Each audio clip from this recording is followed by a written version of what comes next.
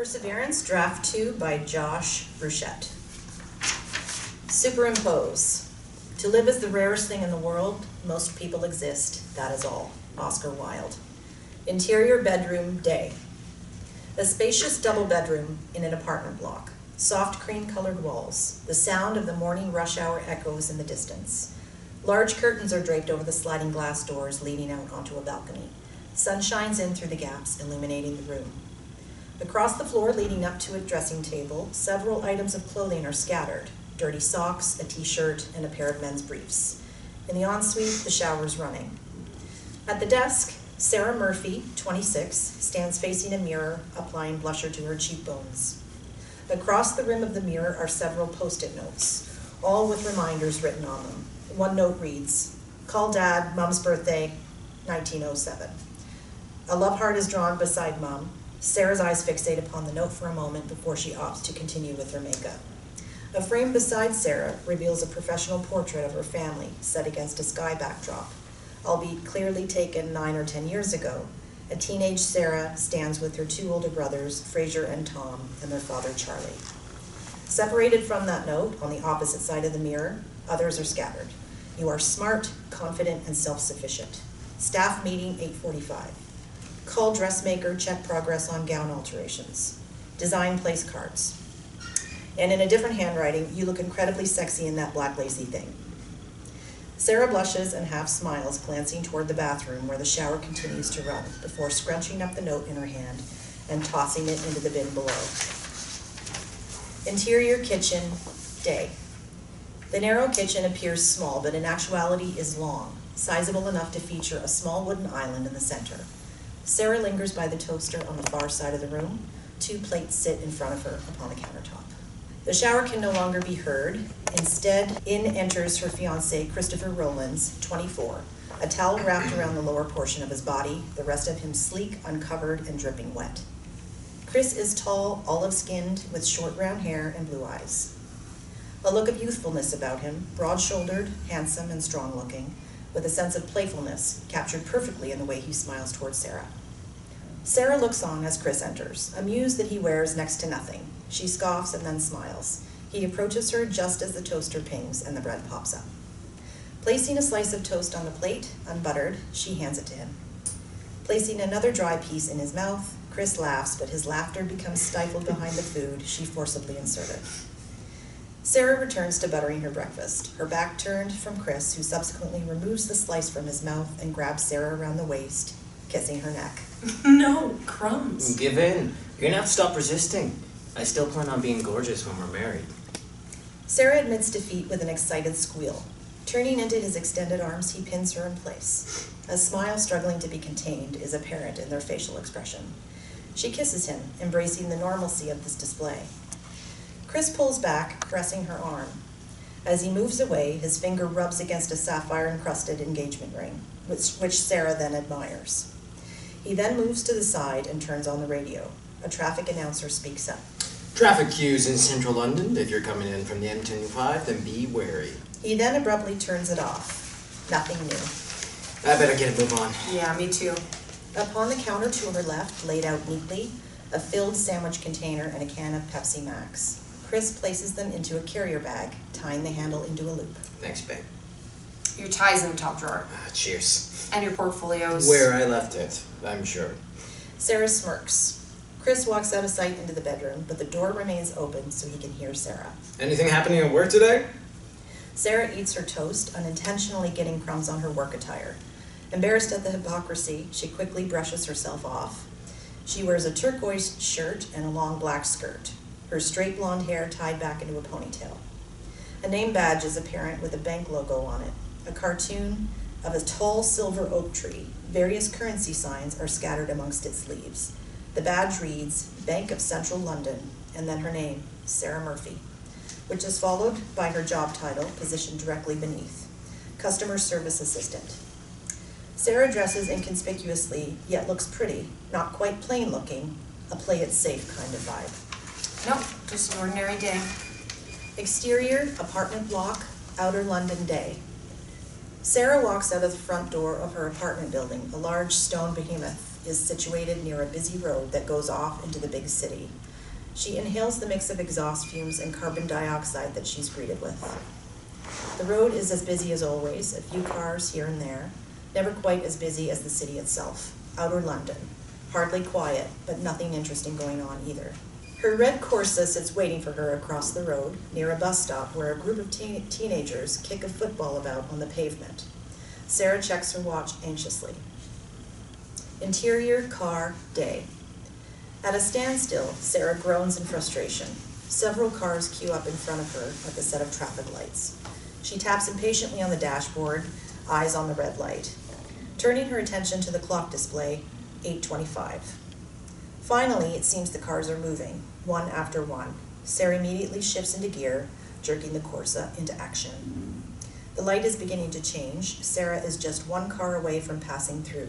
The car in front makes its escape. Sarah, eye on the time, considers her options, glancing from the amber beacon, then proceeding to look left and right, seeing that traffic ahead is halted on both sides.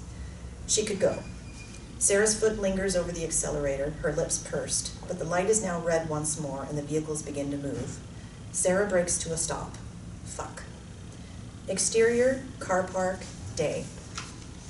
Pulling into a reserved parking space, Sarah exits her vehicle, purse in hand, locking the door. She pulls her mobile out of her purse. The clock on it reads 8:32. Sarah dials a number. It rings twice before being picked up. Chloe, good. I'm just around the corner, running a few minutes late. Behind schedule. Can you come into the front and let me in? I'll be 2 minutes, thanks. You're a star. Sarah hangs up and begins walking at a fast pace. Exterior, Bank of Central London, day. Sarah approaches the huge building that is the Bank of Central London, an old stone structure that stands with authority in amongst the other ventures, letting agencies, fast food restaurants, shops, etc. Sarah fidgets, clutching her hands anxiously. A young woman, 25, with bleached auburn hair that hangs in curls, dressed similarly to Sarah, opens the door. This is Chloe. Sarah steps past her and heads inside. Interior, customer floor, day. Sarah sits behind the transaction counter, sifting through notes in the cash register, counting values in her head. Behind the counter is fairly dull-looking. Cheap gray carpeting, plain white walls, a notice board on the wall with various leaflets placarded onto it about saving you money. Several pinholes in the plaster are noticeable. A glass screen above the counter separates the main floor from the staff area and the doors leading to other offices and the break room. Several desks are scattered about in the far-off corner with blue swivel chairs to go with them. A singular fern plant is situated in the window, a splash of color in this otherwise plain-looking office. Finished, Sarah puts the notes back into the register along with the petty cash before closing it.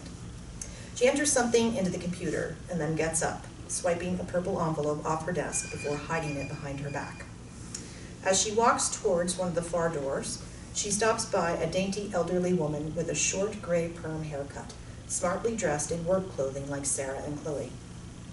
Sarah places an empty hand on the woman's shoulder as she passes to grab her attention. Anne, 63, the office's most valuable antique, smiles warmly, looking up at Sarah.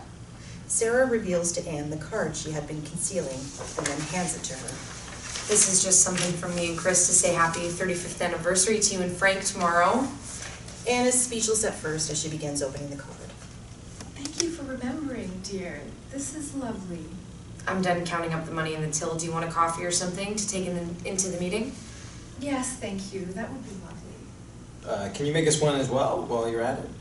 Stephen, 29, slightly effeminate acting but smartly dressed all the same, sits down beside Anne and smiles over at Sarah before smoothing his short, spiky brown hair. I have 2 hands, Stephen. You'll have to come and get it yourself. Why don't you check the cash machines or something and make yourself useful? Stephen tisks before walking off. Sarah grins smugly. Interior, break room, day. Sarah stands in the quaint little space, always kept clean, the blinds almost always letting in just enough light to pave the way to the coffee maker, but not enough to dazzle those who despise the early morning brightness. The door opens once more behind her, and Chloe walks in. She walks over to Sarah, boosting herself up onto the counter next to the kettle. Chloe smiles, acknowledging her friend.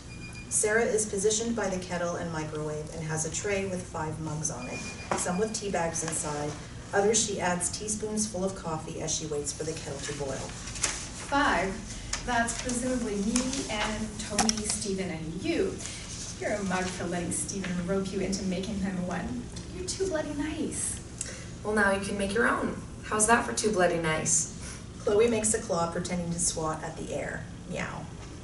We're still going for this drink after work, I assume. You've been so busy lately with your sodding wedding, I've not seen hair or hide of you. Well, it's only a week away. There's still a lot to do. It sounds like you need a drink. God knows I do. Sarah is about to ask why, but then looks at the clock. Steam rises from the kettle. The time is 8:42. Better get going. Interior, customer floor, day. The clock on the wall reads 10:39. The sound of chatter fills the bank, which by now is busy. Sarah sits behind the glass screen, attentively dealing with an elderly female customer, her coffee cup now empty. Sarah holds a check in her hands and begins to write a receipt for the woman. Okay, well, I've put that through now. It usually takes 5 working days to clear. Here's your receipt, letting you know how much you deposited and when it will come on. Sarah slides the slip beneath the window to the woman. Thank you. Sarah smiles as the old woman walks away, turning her attention to the queue, about 3 or 4 people waiting to be served. Stephen and Anne are both preoccupied. Can I help anyone? A mother and her infant daughter approach. Jane looks to be in her late 20s. Maggie wears a cute puffy pink coat and skirt with her hair in pigtails. Jane wears a sweater and trousers with a brown bob haircut. Sarah smiles warmly before addressing them. How can I help? Maggie has had some money for her birthday, and we'd like to open up a savings account. Wouldn't we, Maggie? Sarah spies Maggie hiding behind her mother, keeping quiet. So, how old are you now then? 20? No, silly me. You're 30, aren't you?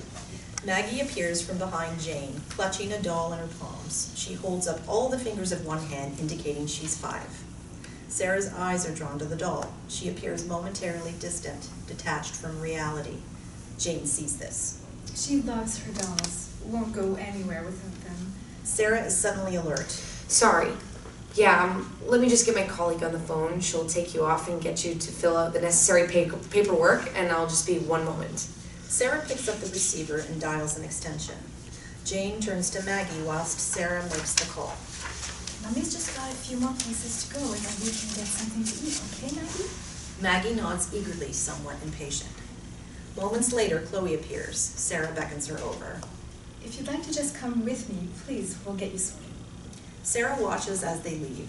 Sarah's phone starts buzzing loudly against the wood. She jumps. The queue has died down slightly. Sarah uses the moment to sneak out the side door into the alleyway and answer the call. Exterior, alleyway, day. Sarah props open the fire exit door with a brick and then answers the phone, now leaning against the wall. I was thinking, how about tonight for a change? We skip the DVD night and do something different. Ooh, risky business. Well, you know, sometimes you just gotta say, what the fuck? If you think you can pull yourself away from writing place cards, I might have just booked us a table at that new Italian place. That sounds amazing. Seriously, what did I do to deserve you? You put up? She can't help but giggle slightly. Pig! Put up with you is more like. Do I have to have a reason? No, of course not. Sounds great. So I'll see you tonight then? Count on it. Enjoy work. I love you. Yeah, you too. Sarah hangs up before turning back to the door. Interior, customer floor, day. Sarah closes the door. Several gasps fill the room as the sound breaks the deathly silence. Confused, she looks around and is horrified by what she sees. Several people are huddled in the corner, frightened and confused. Chloe stands by the till, shaking nervously, and Anne stands next to Stephen in the far corner of the main floor, trying to keep calm. Tony, 42, the branch manager, stands in the middle of the floor, mobile phone in hand behind his back, dialing a number. A robber points a 9mm black semi-automatic handgun at Chloe, his face covered with an orange ski mask. He wears a leather jacket and gloves to match, and jeans with a chain dangling from the right pocket. At the slightest sound, the door closing, the man jumps alert. Changing the direction of his gun to point at Sarah instead, through the glass screen, Sarah merely stands rooted in place, frozen in fear. The robber is burly and tall, evidently physically fit. His presence, even without the gun, would surely be intimidating. Sarah wills herself to run, but spies the gun and is unable to take her eyes off it. Her breath catches in her throat, and she starts to hyperventilate. She then looks at the masked man, watching with morbid fascination for him to make his next move. It's okay. You don't have to do anything you'll regret. She looks to Chloe, who bears a deeply apologetic look. Anne is whimpering. Stephen holds her tightly. Sarah soon spots Jane and Maggie amongst the others in the corner. Maggie looks like she's about to cry. Her mother holds her hand. Just get me what I asked for and I'll go. Nobody has to get hurt. Just don't fucking do anything stupid, okay? Sarah nods as the man wielding the gun gestures for her to join the others in the corner. Come out here. I only need one of you behind there to do what I want. In fact, you're gonna let me in, unless you want someone to bite the bullet, literally. Sarah knows now she cannot hide behind the airlock door. She looks at Chloe, tears forming in her eyes. She'd give anything to not have to put her friend in that situation, but she cannot afford to anger the gun-toting maniac more. She looks to Tony to see if he has managed to call anyone. His flip phone is open in hand. She can't be sure. Oh, okay. I'll open the door, just please don't hurt anyone. Slowly, don't try anything stupid. The man stands by the airlock door watching intently. Behind it, what is visible is a small corridor with doors leading off into various offices, meeting conference rooms, and of course the staff section behind the counter. Sarah emerges from the counter area and walks slowly down to the end door where the man stands. Reaching the door, Sarah hesitates for a moment. What did I just say? Sarah enters a code into the panel near her. The door opens slowly. The man seizes it immediately, holding it open. Step out. Sarah does as she is told. He uses the gun to gesture where he wants her. She slowly walks around to his front. What do you want? I want what I'm owed. I don't understand.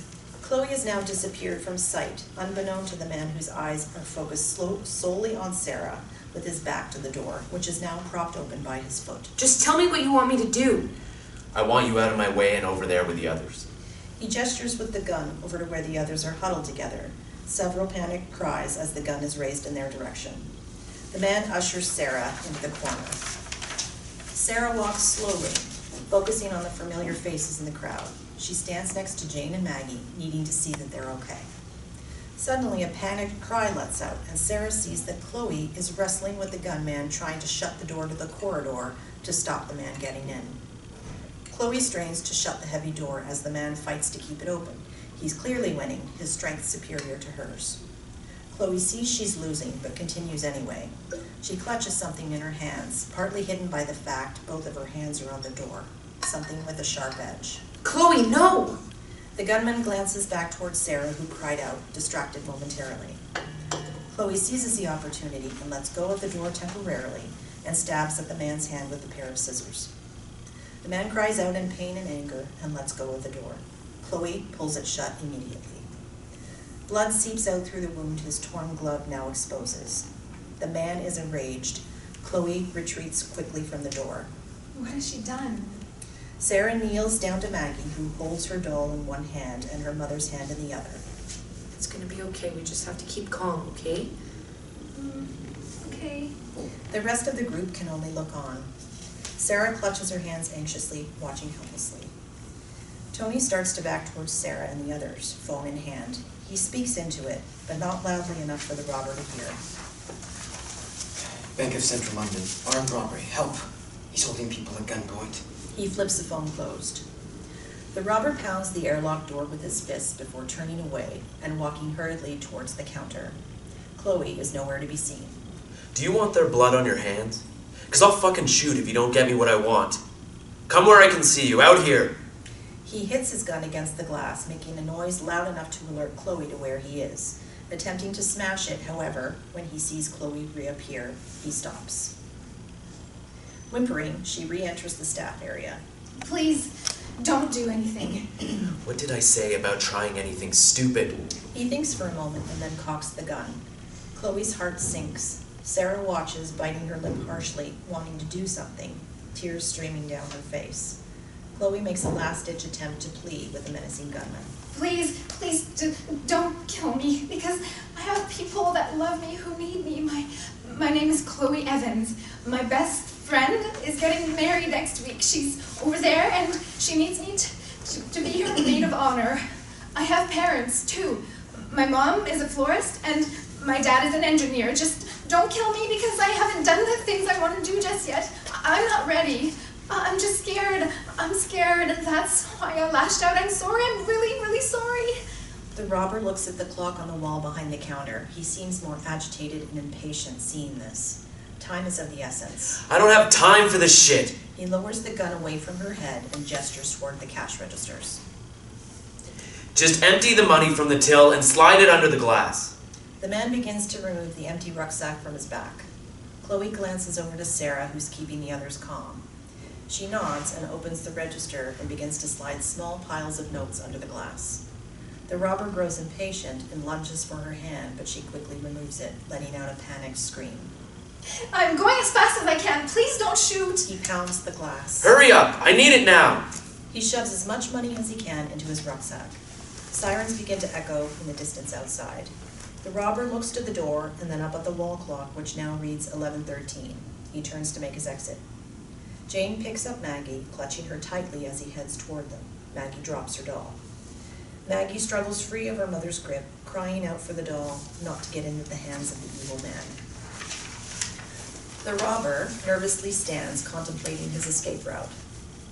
Maggie makes an attempt to get her doll. Jane screams in angst. The robber turns over to face the footsteps. He aims his gun. No! A split-second decision, Sarah screams in horror and dashes forward, pushing Maggie out of the way. The gun fires. The bullet casing is slowly expelled onto the floor. A body drops in a feather-like motion. The man makes his exit, money spilling from his open rucksack. Sarah lies on the ground, bleeding out onto a few notes beneath her. Police sirens echo in the distance. Exterior, Bank of Central London, day. On the street outside the bank, a large, noisy crowd of bystanders have gathered, some of whom take pictures with camera phones. Several police cars have arrived on scene, and already the bank exterior has been cordoned off. The cars are marked Metropolitan Police. A pair of paramedics stand awaiting instruction next to uniformed Chief Inspector Sam O'Neill, 39, who stands opposite the bank amidst several other police officials, talking into his radio. We have one woman shot. The gunman fled the scene. He can't have gotten far, but we need to get paramedics in here ASAP. An unmarked armed response vehicle pulls up on site. 3 men pour out of the van wearing SCO-19 Specialist Firearms Command attire, each armed with a Glock 17 self-loading pistol. The men proceed forward in the direction of Sam. The paramedics can follow us. We're going in through the front entrance. Sam gestures for the 2 paramedics to follow the 3 men. They immediately respond, rushing over to where they stand. Stay behind us. Follow procedure. They begin to press forward towards the building, lifting the tape and ducking beneath it. Got it. Lead the way. Each of them do so cautiously, ducking under the tape. Sam stays put, allowing the men to do their work. He turns to address the crowd gathered around the scene. I'm going to have to ask you all to clear the area. This is now a crime scene and is under investigation. Anyone trying to interfere will be detained. Turning to a fellow police officer, Sam gives an order. Find out if anyone actually saw the gunman flee the scene. See if I can get an idea which direction he was going in. He didn't have a lot of time, we just missed him. Get a physical description if possible. Interior, customer floor, day. The armed officers enter the bank through the front entrance, followed by the paramedics. Several gasps in response to the guns. The 3 men conduct a flash search, separating and disappearing into each corner of the room, surveying the scene. There is still a handful of customers and employees huddled in the corner. Tony kneels on the floor beside Sarah's body, whilst Chloe tries to locate a pulse and administer CPR. The paramedics spot Chloe in the body and immediately start towards them both, dropping onto their knees and removing their large backpacks full of supplies. Okay, I need 2 of you to stand clear of her. What's her name? Sarah, please help her. Whilst one paramedic talks, the other takes over in trying to find a pulse. She then listens to the breathing closely. It is labored and abnormal, growing progressively shorter and faster with each second. The entry wound is just beneath her left shoulder. She's chain stoking.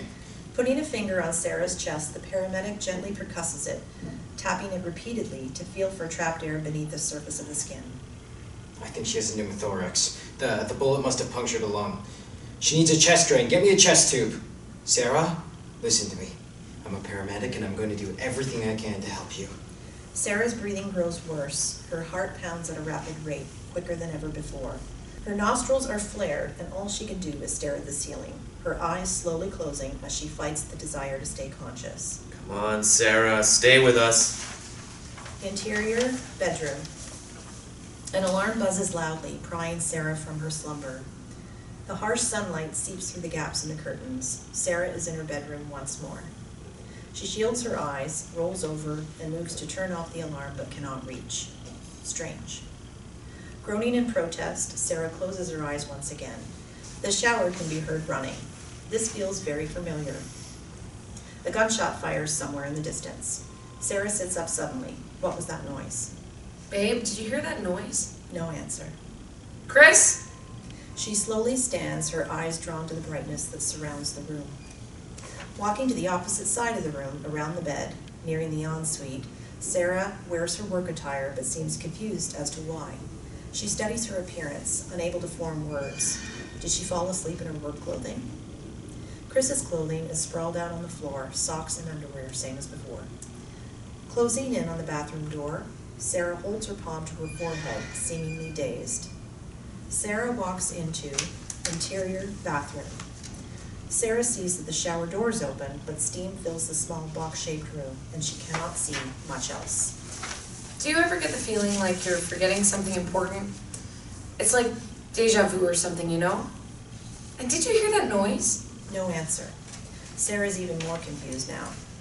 Sarah peers into the shower. Chris is nowhere to be seen. The water is just running. Sarah sighs. I don't see why you couldn't turn off the water. It's gonna cost us. Sarah reaches for the lever. She goes to grab it, but can't quite grasp it. Her hand just phases through it, touching only the air.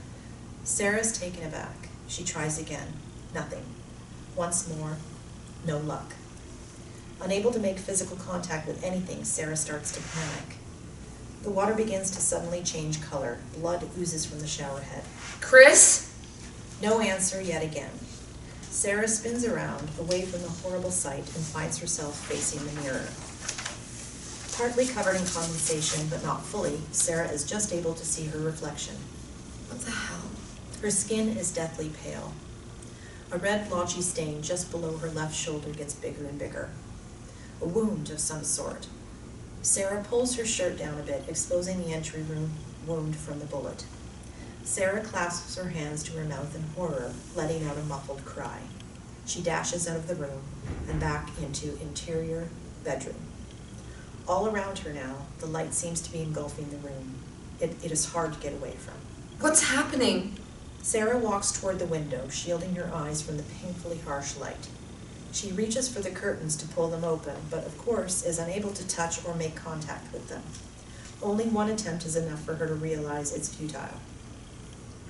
Suddenly, as if attempting to make contact with the curtains had somehow triggered something, the light begins to close in on the room. It makes its way up the walls, filling every corner, every gap, like water submerging a room. Sarah continues to shield her eyes. She spins around as she watches the dazzling light consume everything in its sight. An almost clinical buzzing sound emits from the walls, encompassing her. Stop this! The light now has filled every inch of the place, except where Sarah stands. All she can do is look on as each square panel of the wall begins to fold in succession, leaving only whiteness in its place. A wave of light washes over Sarah, the room, and everything in it. Interior, the Ark, antechamber, 374587. A white-tiled clinical cubic room, everything clean and procedural, such as the walls and the seat that connects to it on one side of the room. The antechamber seems sparse, somewhat resembling a cross between a prison cell and padded cell, though with a touch more elegance and less bleakness. A glass sliding door stands between Sarah and whiteness, more specifically, what looks like a swirling vortex of energy that would just swallow her whole were she to venture outside. Sarah stands back from the door, not wanting to be engulfed by whatever she's seeing outside and plunged into her eternal nothingness. She winces, closing her eyes as tight as she can, hoping, praying that this is all just one horribly vivid nightmare. Moments later, opening her eyes, nothing has changed. Looking around her new surroundings, eyes surveying the walls for CCTV cameras or anything, stepping back, she appears shocked, still wearing her work clothes, still clueless as to why. Her skin has now regained its peachy hue. Her eyes return to the door, no use peering out. This is not normal. Whatever this vortex is, Sarah has never seen anything like it. Sarah walks over to one wall, hesitating before she attempts to feel it. To Sarah's surprise, she's able to make contact. When she does, there is a whirring sound, almost mechanical, as several of the tiles in front of her begin to slide apart, leaving a large rectangular shape in their place, from which an LCD screen emerges. The TV momentarily sparks to life. Sarah once more looks around the room for hidden cameras, etc., feeling her way about the walls to try to uncover any hidden nooks or crannies in which there might be some form of surveillance equipment. On the TV screen, a woman looks directly at Sarah. The woman, a stunning ethereal beauty, a vision in white, her skin clear and flawless. She looks like an airbrushed model from a L'Oreal commercial. Her blonde hair in a neat bun, it seems she's wearing some sort of white gown, though Sarah can only see down to her shoulders. Hello, Sarah. Sarah's confused. Can the woman hear her? What did you do to me? What do you think is happening? Sarah watches the screen intently. How did you do that trick with the light in my room? What kind of people are you? Why is it that you think you came here? Sarah contemplates her answer. Here? I don't even know where here is. Is this some sort of prank? Then it's pretty twisted. It's not a prank. Sarah doesn't know what to say. Do you know who you are? I'm Sarah Murphy, but then I suppose you already know that. A beat. Welcome, Sarah Christine Murphy. We imagine right now you are wanting to know the exact whereabouts of the room you're in. You are in Block F, Containment Chamber number 374587. Sarah is now even more confused. Containment chamber? What the hell is going on? Was I drugged? In the room there, was I hallucinating? What did you do to me? Sarah paces nervously. All we did was facilitate your arrival here. Take me back. I want to go back to Chris. He'll be looking for me. I bet he'll call the police. I'm afraid we're beyond law enforcement now. Sarah seems jarred by this. What do you want me for? Why kidnap me? I don't have any money. You're not going to be able to hold me for ransom. Sarah, no one is going to hurt you. It's important that you feel safe in this space. You're going to be here for a while. In the middle of the vortex, a small distance from the door, a square hologram of sorts flickers into view. It sits in the eye of the storm, steady and unwavering. Do you recognize these images? Sarah's gaze is immediately drawn to this. She slowly moves to the door, watching intensely, her eyes wide and focused.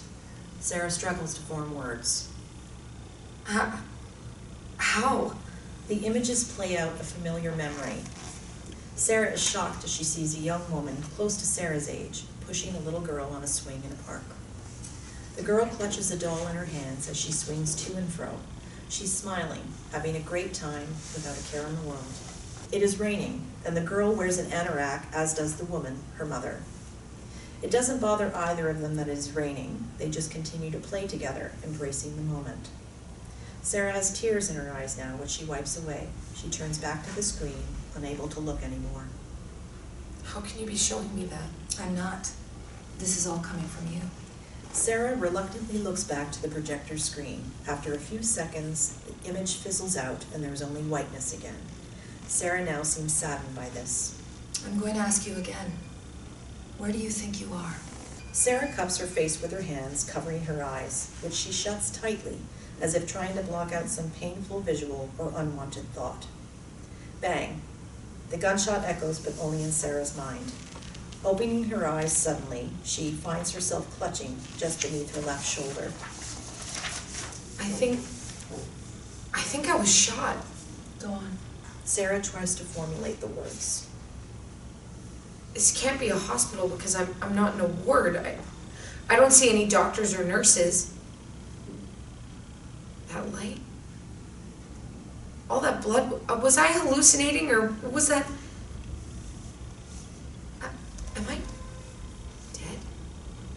A moment of realization as the painful truth dawns on her. Sarah's heart would sink were it actually beating right now. In disbelief and angst, she drops to her knees. No. No.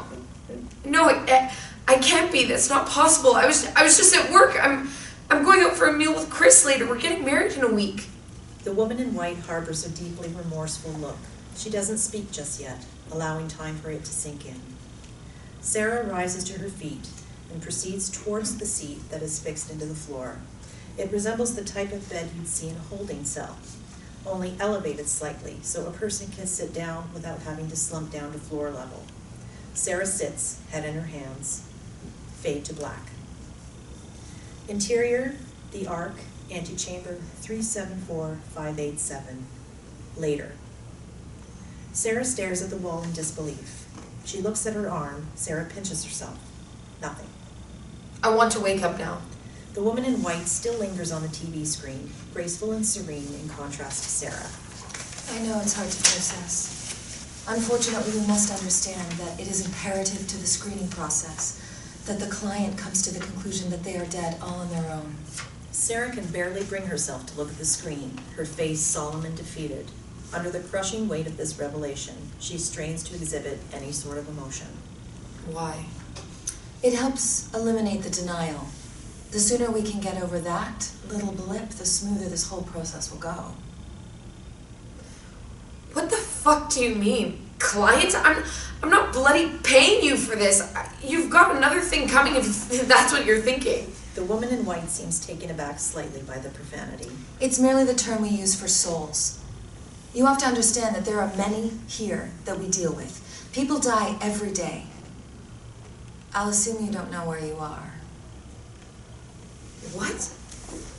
No, I don't know. I'm just in a white room and God only knows where. I should hope if he does, if I really am dead. Oh my God. She stops herself. Sarah now addresses the woman once more. How can I be dead? The confusion is really bothering Sarah, so the woman in white decides it is time to put her out of the misery. Sarah, I know you're feeling incredibly isolated and vulnerable right now, and no one should have to feel that way. My name is Sylvia. I'm more commonly known as the woman in white, but I see no reason why we should be so formal under such strenuous circumstances. You're not alone, I promise you. The woman looks at her through the monitor. She looks down as if she's reading from something. I like that name. So did I. You came to the Afterlife Rehabilitation Center, or the ARC, for short, on the 15th of July 2014 at 11:53 Earth time. Your death, it wasn't preconceived. I trust this may be difficult to understand, but you weren't meant to die today. Sarah looks shell-shocked. What is she meant to do with this information? Now an emotional wreck, angry, hurt, and tearful. She pleads desperately with Sylvia, aka the woman in white. Then send me back, please. Sylvia, I'm begging you, just send me back. I won't tell anyone anything. Send me back to before it happened, and I won't get shot. Just give me another chance. Sylvia sighs, all the while looking at Sarah. This is the hardest part of her job. I'm not within my power to do that. Once a soul arrives here, it's final. There's no going back. I can't put you back in your body, and I can't send you back to before it all happened. It would impair the grand design. Bullshit! People are brought back from the dead all the time. CPR, what about that? Those people are special cases, not remaining dead for long enough to be transported to us. You, however, were dead before the paramedics even arrived. I'm sorry to tell you this, but your death is absolute. This is a lot to process. The grand design? If I wasn't meant to die then, how can it be a part of your so-called design? Because you intervened and stopped another soul from coming in your place. A little girl who would have died had you not dived in front of that bullet. Sarah stands but has to hold herself up against the wall, struggling to bear the weight of this news. She can't form any words. The ARC has specific rules. Without them, there would be chaos. We can't very well be putting souls back into bodies. It'd be a complete contradiction to all we've worked towards here. Sarah begins pacing. So you're saying that I should just have what? Let that little girl die? You're saying that because I tried to do something good, I'm punished for it? What kind of fucked up logic is that? I can't accept that. I won't. I made choices. I made good choices. I did everything right. I didn't do drugs. I had a fucking spotless record, crime-free since 1987. I was late for work a couple of times, and okay, maybe I like to piss off Steven a little bit, but every decision I made was based on the principle of there being a right and wrong. I don't do bad things. How can this be fair? Sylvia stares sympathetically at Sarah through the screen. It's not fair. But everything happens for a reason. Your act of heroism saved Maggie's life. What I don't understand is what compelled you to put yourself in harm's way like you did. Sarah stands still now. She closes her eyes in anguish. She opens them again after several moments, struggling to hold back tears. You do not get to ask that. Sarah's ready for answers. She sits back down again, beginning to feel like a hamster trapped in a cage. What is this place? Why was I brought here? The Afterlife Rehabilitation Center is a facility that exists to help the dearly departed souls transition smoothly into the afterlife. Sarah ponders over what was just said. You mean heaven or hell? They actually exist? Unfortunately, I'm not able to grant access to that kind of information. Anything that might influence your decision-making. If I told you there was a heaven, then I would be potentially pushing you in one direction. Everything here has to be down to you. Your actions reap their own consequences and rewards. What if I can't transition? What if I don't want to? What happens then? Silence. No answer. Sylvia just listens. Sarah feels forced to continue. I never got to do all the things I had planned. It's not supposed to be that way. I was planning on saying until death do us part at the wedding next week. I'm not ready for it to be now. The monster who robbed the bank, who robbed my life, he took too much. And I think it's high time he knows what that loss feels like. There's a lengthy silence. Sarah awaits any kind of validation. You have a unique opportunity here. Sarah looks up at Sylvia on the screen. Your life was taken from you.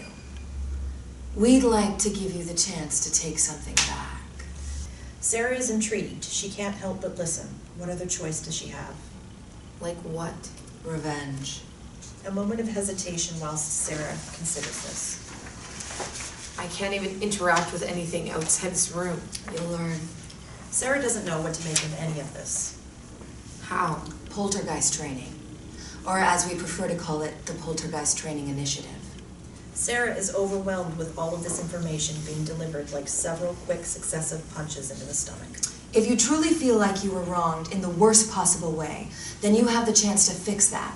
You won't be able to return to your old life, but I can teach you how to control your spirit body. Sarah listens carefully. You'll be put back on Earth once your training is done, sent back to moments after you died.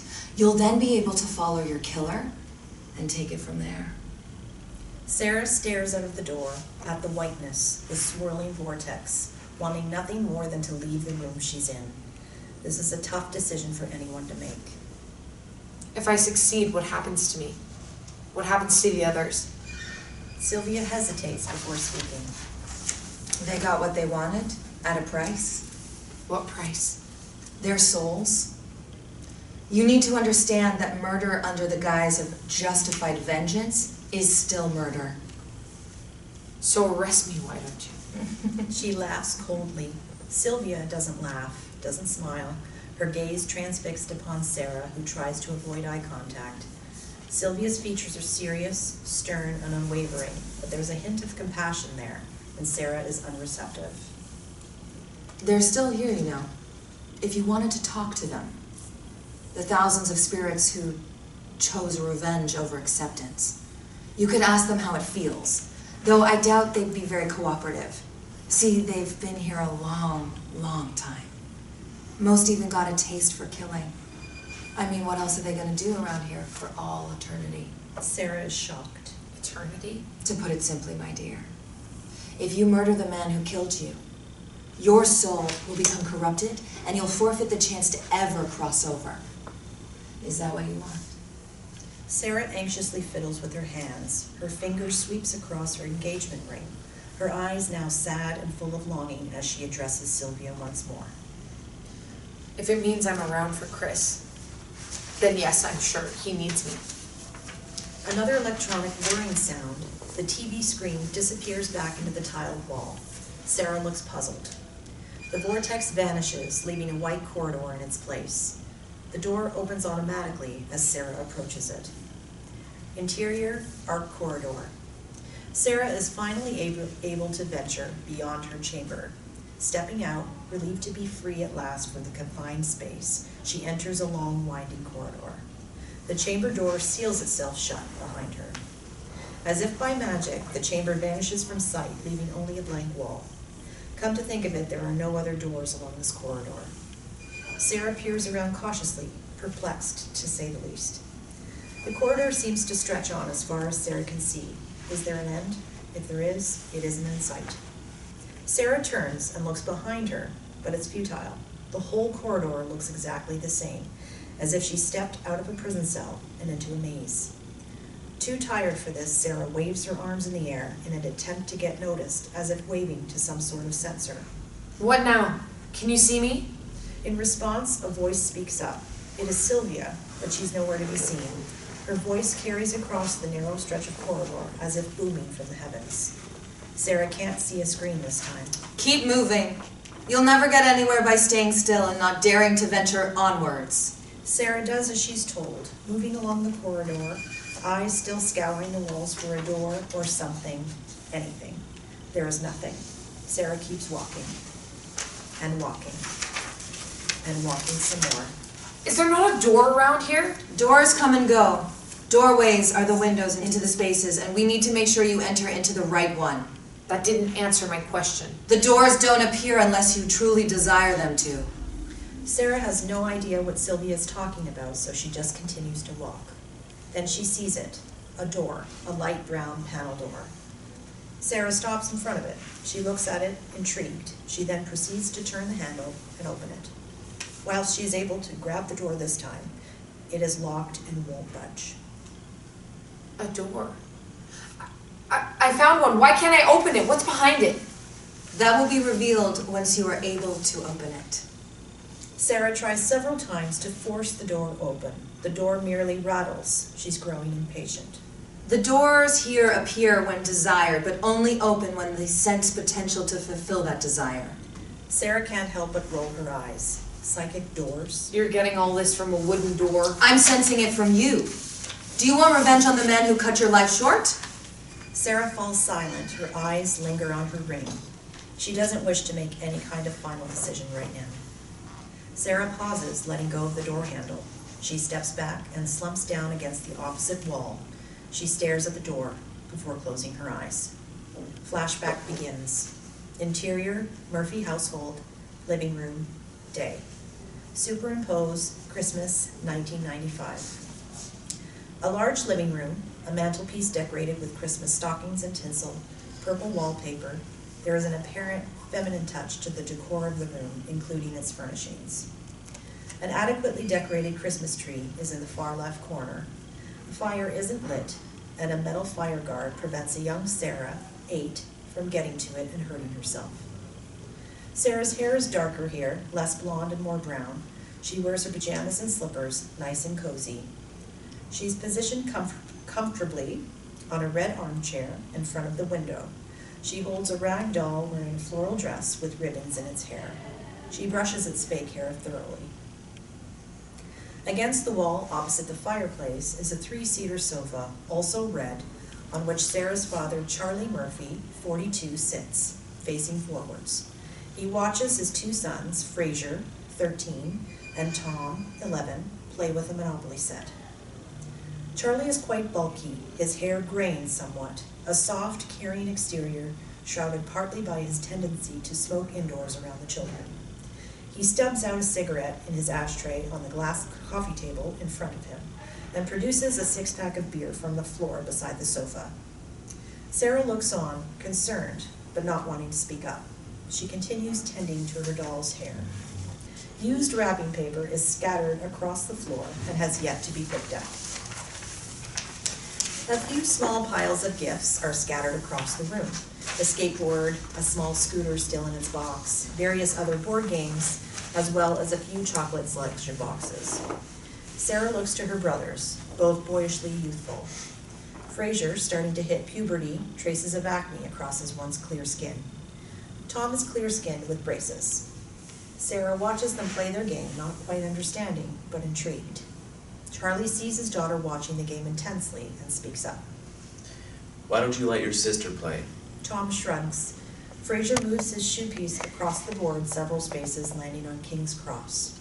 You owe me 50 pounds. Does she want to play? He turns to his sister, acknowledging her. Do you want to play? Sarah shrugs. She doesn't know how to play and doesn't really know whether her brothers actually want her to play. She could be the bank, I guess, since we've already started. What's the bank? The bank, sweetie, has the important job of looking after the extra money. Whoever has the most money at the end of the game wins. And the cars, houses, and hotels too. If your brothers land on a space and want to buy it, as long as they have the right amount of money, they pay you to give them the card. Sarah likes the idea of being included. Satisfied in her new important role, she scoots herself off the armchair, taking a seat beside the box lid with the money in. She pulls one of each note out, looking at the values. There's one gift that has yet to be unwrapped. The elephant in the room. A fairly large box-shaped item wrapped in a shiny maroon paper. A gift tag on it reads, "To Mom from all of us." And then everyone's name signed on it with several kisses by each name. Who's gonna open it? Sarah stares at the box absent-mindedly. Neither of the boys really want to go near it. Charlie notices this. Maybe later. Flashback ends. Interior, art corridor. Still slumped against the wall, Sarah glances upwards at the door. You don't talk about your mother's death, do you? I don't understand why that's relevant. Her life, like yours, was taken from her. You always resented the drunk driver who crashed into her car. You blamed him. Still do. Because it was his fault. Sarah stands and walks to the door, a look of determination on her face. She doesn't want to be here anymore. Doesn't want to hear about her mother's demise. How do I know that you didn't put this door here? How do I know that it's me controlling it and not you? A beat. You don't. Perhaps it's time to have a little bit of faith. Sarah fiddles with the door handle once more. Nothing happens. Finally, on the verge of giving up, she kicks the door hard, letting out a cry of frustration, sorrow, and grief. This time the door swings open. Sarah is surprised. She steps inside. I guess we've made it onto anger. Interior, Hall of Potent. The room is large in all aspects. However, it is an empty white space, much like the corridor, only a lot wider with lots more room to be filled. Sarah walks into the room and sighs. Yet another empty drab room. So much white. Perhaps you ought to try changing the color scheme. This time, Sylvia appears physically in the room next to Sarah, who is startled by her sudden appearance. Her image falters for a few seconds like a hologram, but then she seems stable and opaque. Sarah looks her up and down, the tall, slender woman in the long white gown. Is she an angel? You're here? Sylvia smiles and proceeds to stand in front of Sarah. As are you. That means you're onto something if you reached this room. What is this room? What are you? We are in the Hall of Potent, the place where training commences. Stepping forward, Sylvia places her hands on Sarah's shoulders. Sarah flinches. It feels weird to be touched, knowing she wasn't able to touch anything before. I need you to look at this room. Think about a place. It can be anywhere. It's personal to you. Pick somewhere that to you is a place of strength, somewhere you felt the most at ease. Everything from now on is in this room is going to require a great amount of focus. We need you to be in the right mindset for that. Envision a place, then look at me. Think it so, and it will be. Who are you, Dr. Seuss? Sarah looks into Sylvia's deep blue eyes, then closes hers. She concentrates hard, the muscles in her face straining as she tries to conjure an image in her mind. Something in the way she looks tells Sylvia that she's done. Now, Open your eyes and look only at me. Focus on your image of what you want to project. Sarah does so, looking into her eyes once more, not ever averting her gaze. Sylvia looks directly at her. Over Sarah's shoulder, the room seems to blossom to life, gradually gaining color. Antique pine laminate flooring replaces the clinical white tile. Along 3 of the walls, the front and the left and right sides, there is now a long and tall mirror that stretches around all the way. Extending outwards from these mirrors are wooden railings of some sort. There also seems to be a small wooden table. On top of it, a large cassette player, and below that, a plug socket to which it is connected. You can look now. Sarah cannot believe her eyes. She is no longer in a dull white room, but instead finds herself in what looks like a dance studio. She spins around, taking it all in. What appears to be almost a smile seeps in across her face. It is quickly replaced by a look of longing and deprivation. My old ballet studio. Oh my. Wow. Sarah finds herself constantly trying not to take any deity's name in vain. Sylvia notices and smiles approvingly, appreciating her civility. Not as dull now, is it? I haven't been here since I was 15. You did an annual show. Your parents, both of them, used to come and watch you. You kept it going for as long as you could, but eventually you stopped seeing the point. If you couldn't do it for the people you loved, then you didn't see any reason to do it for yourself. Sarah stares contemplatively at her feet. Sylvia glances over at the cassette player. She waves her arm in an arc-like motion at it. As she does this, it starts playing music. Edith Piaf's Non, je ne regrette rien. It starts off soft and quiet. Did you ever regret it? Quitting? Sarah looks up again as she responds. She finds the music distracting. Why did she make it play? all the time. I wanted to be a dancer. I was good at it, and it was an activity that it allowed me to truly feel like I was in control. That's when you stopped taking care of yourself. No, The music continues to play, French words that Sarah doesn't understand. You lived most of your life from then onwards trying to please others, looking after your dad, especially when your brothers eventually moved out, even taking care of Chris. Sarah snaps. He takes care of me just as much, and I never complained. No, you didn't. Not once. But that doesn't change the fact that you didn't do much for you, does it? Sarah jumps to defend herself. I had friends, and I had a social life. I enjoyed my work. I was getting married, and if that's not doing something for myself and my own happiness, then what is? Your marriage was the exception, but you spent most of your time being selfless, and I'm not saying that's a bad thing at all, but... Music reaches its crescendo. Sarah turns toward it, unable to focus. Why are you playing this? It's so loud. She motions her hands toward the cassette player, and in a split second, as the music reaches its loudest point, the cassette player explodes, sparks flying everywhere. Sarah watches in horror, then looks down to her hands, which are still in place. She immediately holsters them, putting them by her side. Could she have caused that? I was just trying to play a little feeling music. You were trying to piss me off. Oh? Is that what that was? I didn't really notice. Oh, yeah. Who the hell are you to dictate and tell me who I am? I think you'll find I'm the one who's been living my life. Living? Is that what you're calling it? Really? Sarah is fuming. She hears a crash behind her. She doesn't turn around. Sylvia sees that the broken cassette player has fallen to the floor. The wire has come to life. Removing itself from the socket, it slithers across the floor like a snake, weaving its way past Sarah and towards her guide. It starts to coil itself around Sylvia's leg, but she kicks it off and claps her hands together twice. It then disintegrates. Sarah, yet again, is speechless. Yes, you did that. Anger is a dangerous tool, even more so now that you're not bound by the physical world and its limitations. I told you, you'd learn. So the stuff you said wasn't true? A beat. I needed to make sure your anger built up inside you for you to be able to access its potential and use it. So when I get angry, I Can do things? Yes. But you weren't controlling it then. In fact, it took you by complete surprise, and that's dangerous in and of itself. You need to be able to control your emotions and not let them control you. Believe me, anger can be all-consuming. Sarah looks to the broken cassette player on the floor, then back at her guide. Can you fix it? So I can try again? Waving her hand once more, the cassette player repairs itself. It appears as if time is rewinding around it, and the sparks are now reverting inwards. It hovers off the ground and back onto the table. The plug goes back into the socket, all as it was. So what is it that I should be able to do?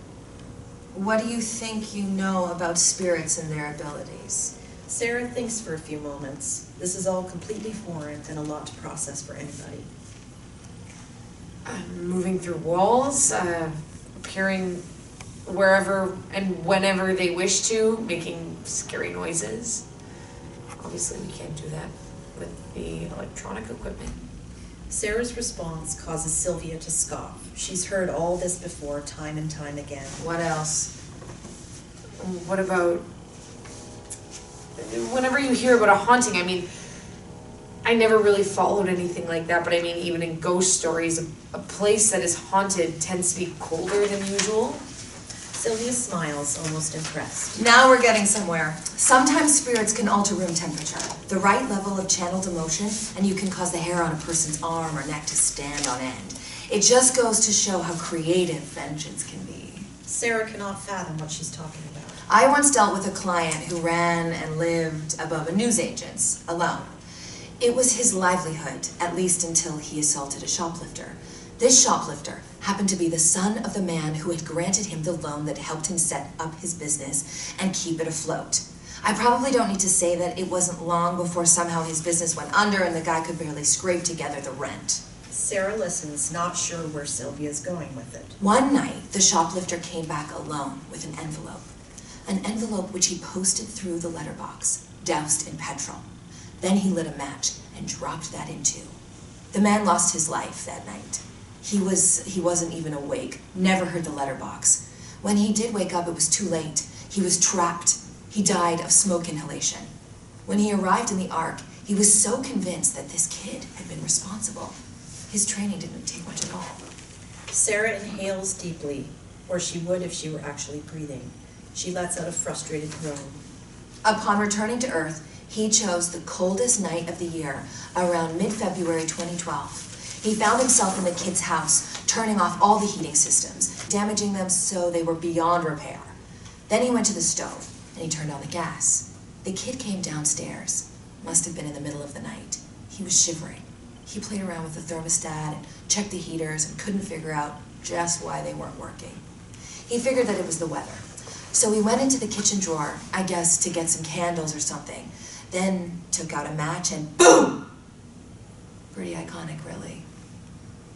Sarah winces. It's hard to imagine. What's more so is why on earth the woman in white is telling her. Sarah sees something now, something darker, which she doesn't like. I don't want to be like that. Do that to another person, I mean, it's inhumane. Well, what exactly did you have in mind? A hug? Fuck you. There is no need to be profane. Sarah shuts her eyes, trying to block out her guide's voice, trying to block out everything, wanting desperately to be anywhere but there, wanting to be free. Sarah fades away instantly from the spot where she was standing. Wherever she is now is not clear. She reappears suddenly in front of the door, looking ever so slightly shell-shocked. Sarah turns back to Sylvia, who stands in the center of the room, quite a distance between them. How did I... Is this another thing I'm supposed to be able to do? You said it yourself. The ability to appear wherever and whenever you choose. I'm guessing you opted out of this room, but you're not done here yet, so I can't let you leave. Nice going on working out that little trick, though. Want to tell me what was going on inside that pretty young head of yours? Sarah isn't liking her new tone. I wanted to be anywhere but here, I guess. And then I just concentrated on that, and all of a sudden I was over here. You think you could do it again? If you perhaps honed in on a place or a person? Sarah shrugs. Maybe. I'm going to disappear. You're going to find me. I will be in this room, but you're going to have to clear your mind and picture me clearly. How I make you feel and what I look like, balance that with your desire to find me. Sarah opens her mouth to ask a question, but Sylvia vanishes just as she said she would. Sarah stands idly unsure exactly how to proceed. She looks around the room for any obvious clues, but of course there are none. She has vanished, like a ghost. How ironic. Closing her eyes, Sarah attempts to focus, but there are no distracting sounds, just her own thoughts. She opens her eyes again. Nothing. She hasn't moved. Sylvia's voice invades Sarah's thoughts. Perhaps it's time to have a little faith. Sarah can now visualize her clearly as if she's standing right beside her yet again. Her neat blonde hair, her long white dress, all the specific traits. Her eyes still closed. A look of horror and confusion upon Sarah's face now, the way she felt when first seeing Sylvia. You need to be able to control your emotions and not let them control you. Now Sarah can feel it, the energy rising up within her, the pent-up emotion and the desire to seek her guide. Sarah lets out a little yelp in anticipation. Just like that, Sarah fades from her spot in the room, becoming invisible. The room seems empty now until Sarah emerges next to the cassette player. Sarah regains her balance. Sylvia reappears beside her. Sarah jumps, startled. You found me. That was your doing. You're a quick learner. Sarah closes her eyes now again. This time, Sylvia doesn't know what she's doing, vanishing for a third time. On the other side of the room, in front of the mirror, Sarah reappears. This time more confident. She admires her reflection in the mirror, smoothing out her work attire. Not bad, Sarah. Not bad. She's beginning to get a taste for it. Sylvia smiles. This always happens. Sarah looks back to her eagerly, disappearing and reappearing in front of her again. Sarah laughs. So you seem to have gotten control over that one. How about we try something else? Like walking through walls? Why do that when we can just go wherever you need anyway? No, I thought you could try moving things again. Sarah seems somewhat disappointed. There are certain things that you will learn better through doing. Changing temperature is one of them. If your emotions are strong enough and focused enough, then you will be able to make your presence known easily, but without being able to move things, your options are going to be limited. Sarah understands. So the thing with the wire before. That's not what I really meant, but that is a part of it. I mean, to be able to make contact with objects the way you were able to as a human, to be able to pick something up and throw it or use it as a weapon. Turning the wire on me like you did, that was more advanced. I'm not quite sure how you managed to do that so early on. It's like you merged two powers into one, moving things and interfering with electricals. Sarah considers this. So how do I move something? Tell me how I can pick something up with my hands. I hate this not being able to touch anything. Sylvia walks towards the cassette player. She picks it up and hurls it to the ground. It breaks for a second time. Do you hate tape players or something? Sylvia ignores this remark. Now you try. She waves her arm over it once more and it reassembles itself. Sarah strides towards it, knowing it won't be that easy. Reaching for it, Sarah isn't surprised when her hand sinks into it, not actually touching anything. She cries out in frustration, looking down at her hands, her arms trying to feel an energy surge or something like before, but there's nothing. I don't think I can do this on my own. You have to help me. Sarah's hands are shaking. You're putting too much emphasis on your physical strength. What you need is to look past that. See yourself reaching for the object. Ask yourself, why am I doing this? Then grab it. A look of sheer determination, Sarah glares at the cassette player as if it is the cause of everything wrong in her life. Leaning forward, Sarah reaches for it. Nothing happens this time either. Sarah throws her arms to her side, letting out an angry, frustrated cry. What do you think you need? A beat. Tears begin to develop in Sarah's eye. She can't even bring herself to look at her guide, who stands watching Sarah, seemingly concerned for her. Sarah turns away. I need... Take your time. I don't have time. It doesn't matter. Time has no relevance here. Sarah turns back, facing Sylvia in hysterics. It matters to me. I was finally happy. I had everything. Nobody tells you that you're gonna have everything and then lose it all. What's the point? I had a future. We were going to save up for a few years, and Chris was going to be promoted at his advertising firm, and me at the bank. That way we could buy a house eventually. God, how can I be so happy one minute, and the next I'm not even able to see the man I love? Does he even know about me yet? I imagine he will by now, yes. Sarah crumbles to the floor, sobbing. Several moments pass before Sylvia offers out her hand to help Sarah up. She takes it and rises to her feet. I don't want to do this for you. I don't want to do this for me. I just want to make sure he can't hurt anyone else. If that means I'm going to have to do this, then I'm going to stop him, whatever it takes. Sarah is ready now. It is clear in Sylvia's eyes. She gestures toward the cassette player again. Sarah walks toward it for what she hopes will be the last time, wiping the tears from her eyes. Hesitating for a brief moment, Sarah snaps herself out of it and forces herself to focus. There's a sadness in her eyes as she proceeds to pick it up. This time her hands manage to touch it. Sarah is surprised and she picks it up, holding it above her head. Sarah launches it to the ground in a fit of rage. I think you're ready. The news comes as quite a shock to Sarah. Now I need to tell you exactly how this is going to work. Sarah listened intently. Interior art corridor. Sarah's back in the same corridor as before, presumably in the same location as the doorway for the Hall of Potent, except that has now vanished without a trace. Instead now, Sarah stands opposite Sylvia, who is further down the hall, awaiting her charge's next move. Sylvia lingers by another door. This door is gray. It is solid, thick, and metal. You will be able to open this door, but what lies behind it can't be entered into lightly. You know what you stand to lose. I'm dead. I was murdered. I have just spent I don't even know how much time trying to learn how to use my anger to move objects and move myself.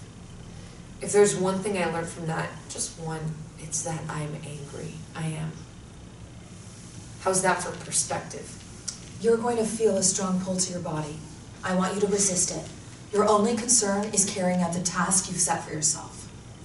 So you're going to send me back to the moment where my killer was leaving the scene, and then what? I follow him? Yes. Just as soon as you walk through that door. Sarah strides confidently over to the door, wanting nothing more than to be out of this place, but for real this time. She grasps the door handle. Now she knows how. It comes easily. Sarah turns it and the door opens. A blinding light awaits her. She's met with a lot of noise coming from beyond the light. Police sirens, chatter, panic cries for help, enough to make Sarah hesitate for a moment. Sylvia speaks up. Make sure this is really what you want. Whatever the outcome is, make sure you can live with yourself, so to speak. Sarah turns away from her guide, stepping through the doorway until the light envelops her and she disappears from sight. The door swings closed and bolts itself. Sylvia looks up toward the ceiling. She seems to be able to hear something. She's gone. I sent her. Now we wait. Fade to white. Interior, customer floor, day. At the bank, Sarah's body lies on the floor, dying, just moments before the paramedics had arrived. Sarah appears now, a ghost in a room full of people. She stands right over her body, and yet nobody can see her. She takes in a deep breath, once again remembering that she can't, but for comfort's sake, she tries anyway. Chloe rushes over to her friend's side, hysterical. She drops down to her knees and tries to apply pressure, blood now staining her hands and clothes. Sarah has lost a lot of it. Chloe. Her words go unnoticed. Chloe, stop. It's no use. There's nothing you can do. And then Sarah recalls. You're going to feel a strong pull to your body. I want you to resist it. Anne's hands are clasped over her mouth, shaking. Stephen is stunned, lost for words. Several customers surround them, including Maggie and Jane, who is shielding her daughter's eyes and crying herself. Tony, average height and balding, dressed in a pinstripe suit, heads to the door, peering out to see if help has arrived or is close to arriving. I think they're coming in. Retreating back from the doorway, he wanders over to the crowd of people. Everyone sit tight. I'm sure we'll be out of here soon enough. And just try and keep calm. Chloe sees what she's doing isn't helping, but refuses to leave Sarah's side. She holds her hand. Sarah tries to put her hand on Chloe's shoulder, but is unable to. Chloe naturally doesn't notice. Sarah presses onward, leaving her co-workers behind. Exterior, Bank of Central London, day. The day is bright, a slight breeze in the air. The same as before, only Sarah hasn't seen any of this. Shielding her eyes from the sunlight, it is clear that she hasn't seen external light since she was alive. Sarah can see the 2 paramedics and the SCO-19 Specialist Firearms Command Team. She watches as they enter the building, through the police tape, but she knows it's too late. Tears form in her eyes as she watches the scene play out its unfortunate climax. She's had enough. Sarah's eyes widen. She knows what she has to do. People are being removed from the bank now. Chloe, Anne, Maggie, Jane, Stephen, as well as a small huddle of others, most of whom are unable to speak, in shock. Sarah sees this. She can go now. Interior, Danielle Fieldman Associates, lobby, day. On the ground floor lobby of the elegantly furnished skyscraper building, the midday lunch hour is in session. Several smartly suited advertising executives and interns converse over a hot beverage and a pastry, whilst masses of others are coming and going as they please through the constantly revolving doors. Security guards stand near the entrance, checking the identification of those who enter. At the far end of the room near the elevators is a metal detector. The bank Sarah worked at could have taken a few pointers in security measures. Emerging from the revolving doors are Chief Inspector Sam O'Neill, and in tow, his partner, Detective Sharon Noble, 32. A few wrinkles here and there. The job has aged her. A look of refined sternness illustrates that you wouldn't want to get on her bad side. Flashing their identification at the guard, Sharon proceeds to the reception desk to make an inquiry. Above the desk, in gold lettering, the words Danielle Fieldman Associates. Exterior, Bank of Central London, day. Now Sarah is out of the bank, out of the arc. She recalls her task. But first, there's something else that takes priority. Looking down at her engagement ring, she envisions the tall and handsome man who bestowed it upon her. Sarah recalls in a flash his arms pinning her in place in their kitchen earlier that day. She remembers exactly how it felt to kiss him, and the sound of his voice soft and warm. I love you. Sarah disappears from the spot. Interior, Danielle Fieldman Associates, conference room, day. The large meeting room consists of a long and wide table with chairs scattered around it, as well as electronic equipment such as an overhead projector facing a smartboard and a desktop computer in the corner. Sharon Noble stands with Sam O'Neill, both with their eye on the door. It isn't long before Chris is escorted into the room by a young female secretary who awaits his response before leaving him. It's okay. She closes the door as she exits. Chris looks up with curiosity at the 2 law enforcement officials. Can I help you? Can we sit down, please, Mr. Rollins? None of this is helping with the confusion. Yeah. Help yourself. What's going on? Sarah appears. It takes her several moments to realize where she is, glancing around the room and finally spotting her fiancé or former fiancé. Chris! We're with the Metropolitan Police. My name is Detective Sharon Noble, and this is my colleague, Chief Inspector Sam O'Neill. He was the first to arrive on the scene. You might want to take a seat. Chris looks worried, and because of this, remains standing up. Very sorry to inform you, but you were listed as her emergency contact. No, not now. I didn't want to be here for this. I just needed to see you. Sarah fights back the tears that will inevitably come soon. What has happened? Is this Sarah? Oh God, what? Earlier today, Mr. Rollins, a man entered the premises where your fiancé works with a handgun and shot Sarah. It was a robbery, and it seems Sarah bravely tried to thwart his attempts to hurt anyone. She died on the scene shortly after paramedics arrived. The cause of death was a collapsed lung because of the bullet. Very sorry for your loss. Chris's world has been torn apart. This is evident in his face, his expression of shock and disbelief.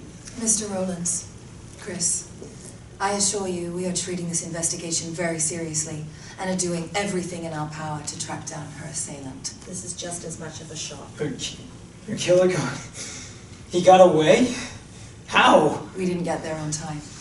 We just missed him. Chris pounds a fist on the table and cries out. How? We were just supposed to be married next week. It's Saturday. Sarah stands by Chris and she tries to wrap her arms around him, to comfort him, but is unable to do so, unable to even touch the love of her life. I'm so sorry. Sarah can't take this anymore. It's too hard seeing someone she loves in so much pain and not being able to reach out and touch him and help him in the way he needs. Sarah closes her eyes now, concentrating on her own thoughts, clutching below her shoulder once more. An all too familiar voice invades her mind. Sarah can see the ski mask, the leather jacket, the gun. Nobody has to get hurt. Just don't fucking do anything stupid, okay? The gunshot goes off once more, but only Sarah can hear it. She cringes at the sound and at the displeasing thought. Sarah vanishes into thin air. Interior, killer's flat, day. Sarah reappears instantly in an unfamiliar place. She peers around while standing still, not really wanting to move because of all the clutter on the floor. Dirty clothes, plates, cutlery, etc. The flat is a mess. It is a studio flat. Everything is crammed into one room, one cramped dump of a home, if you can call it that. Sarah stands looking out of place. A fold-away bed sits in the far corner near the door behind Sarah. Unmade, junk piling up underneath it, spilling out onto the carpet. A bin bag full of clothes, presumably laundry. Sarah covers her nose at the smell. It reeks in here. The kitchen area is cluttered with pots and pans that need washing up, but of course the sink is already full. Sarah grimaces. How anyone can live in this state is beyond her comprehension. There is some space to move about the floor. It is as if a small, narrow, zigzag-shaped path has been cleared, so the occupant can move about the room, oblivious to their poor standards of hygiene.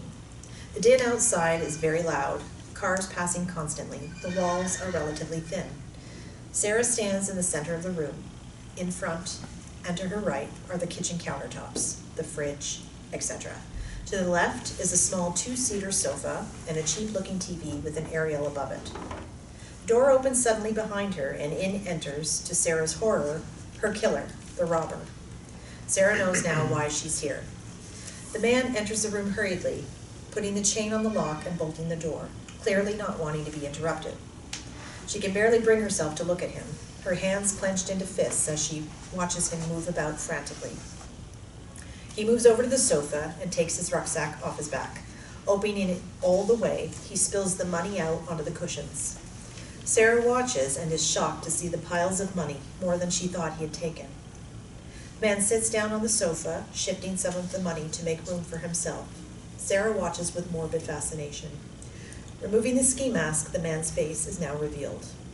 He looks to be in his mid-40s, a thuggish demeanor, white hair, rugged features, a stubble, and a bony cheek structure.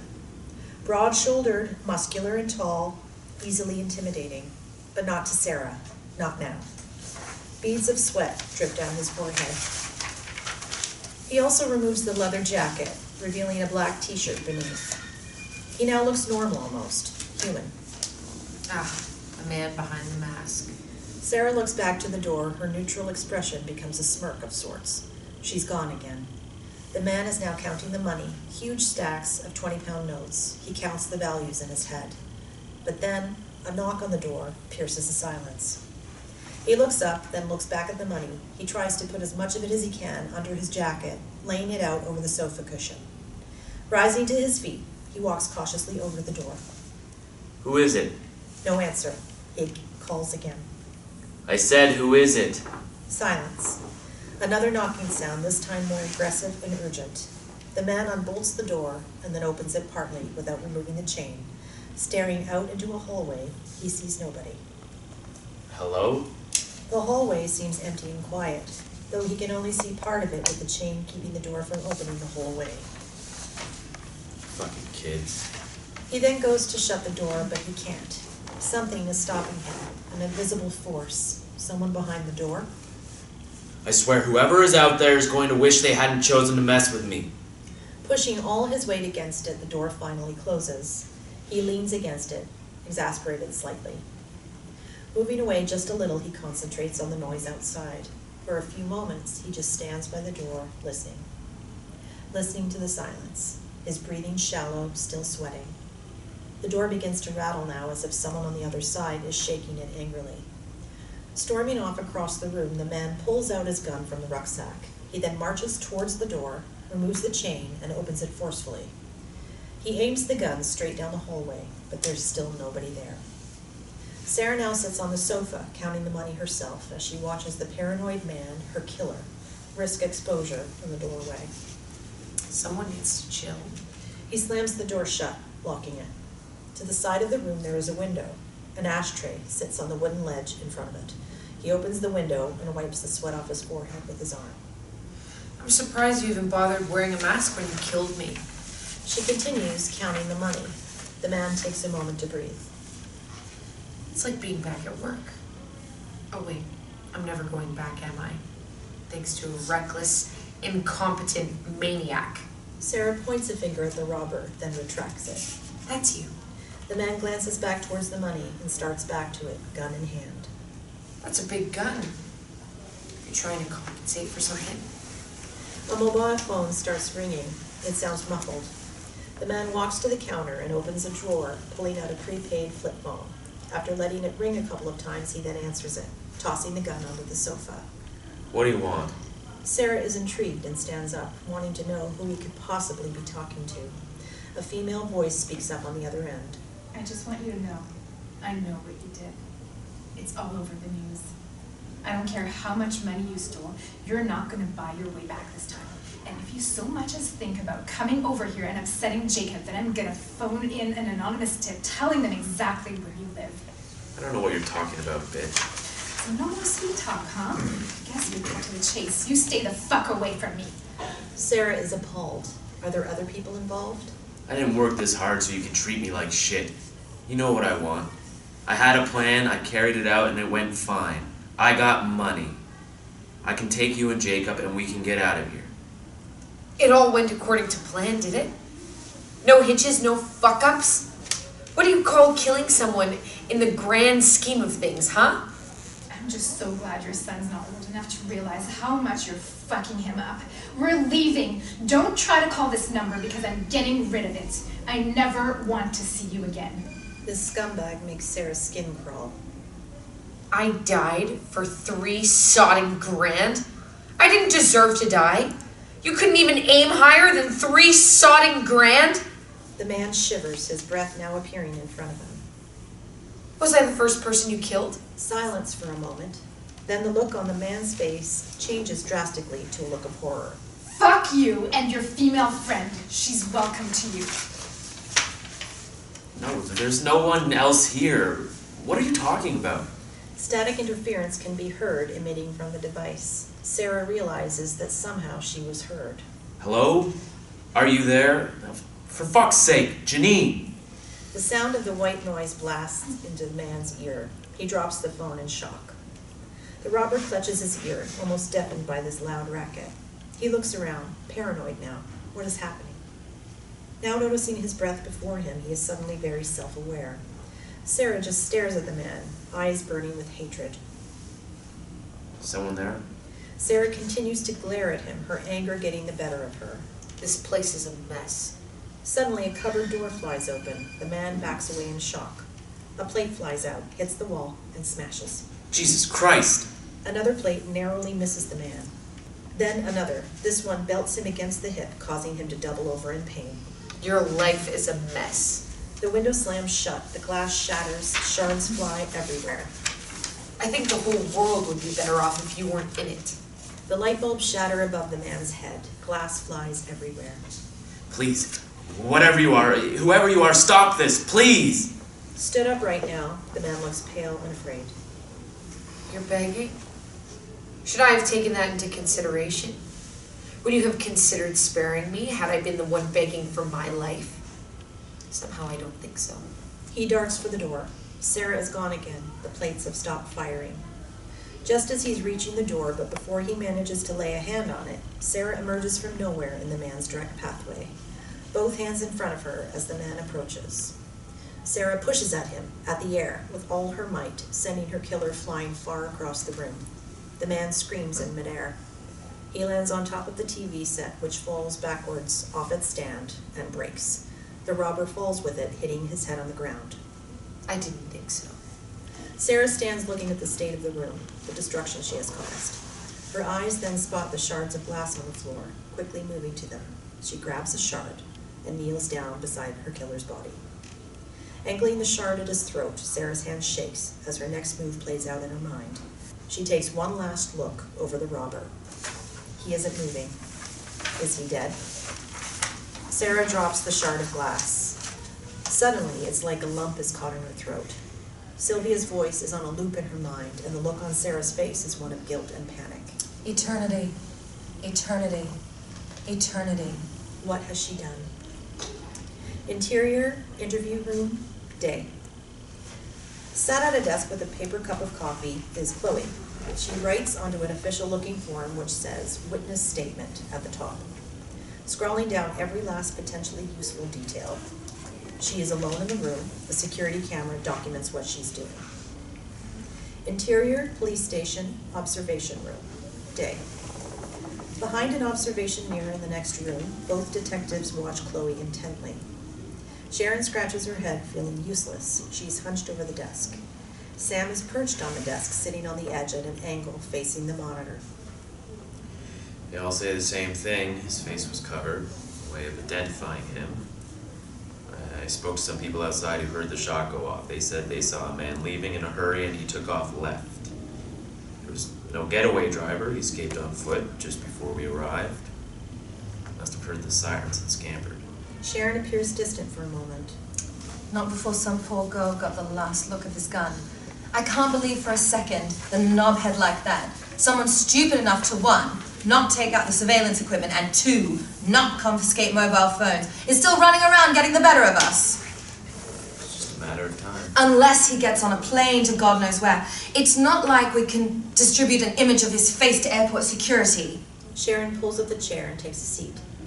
Maybe we should just wait until we hear from forensics at the scene, see what evidence the idiot left. Get someone looking at CCTV footage. Sharon's phone rings. She stands up and takes the call, glancing at her partner. Speaking of, Yep. Really? Well, that's some news, isn't it? I'll leave you to it. Have the lab results to me ASAP. Thanks. She hangs up the phone, a big grin on her face now. We've had a bit of fucking luck after all. They found blood on the door handle. The airlock door that he would have tried to get through, as well as on the carpet near it. Not much enough to run some tests and hopefully get a match. I'll assign someone to watch the CCTV footage and see how he got cut.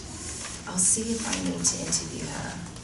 Sam stands. He nods in acknowledgement as he begins to make his way to the exit. have someone take her home when you're finished. Interior, killer's flat, day. Sarah sees what she's done, the damage she has caused. Her eyes wander over to the unconscious body of her killer. She doesn't seem pleased or satisfied by any means. Her more guilty and remorseful, as though she suspects she let her anger get the better of her.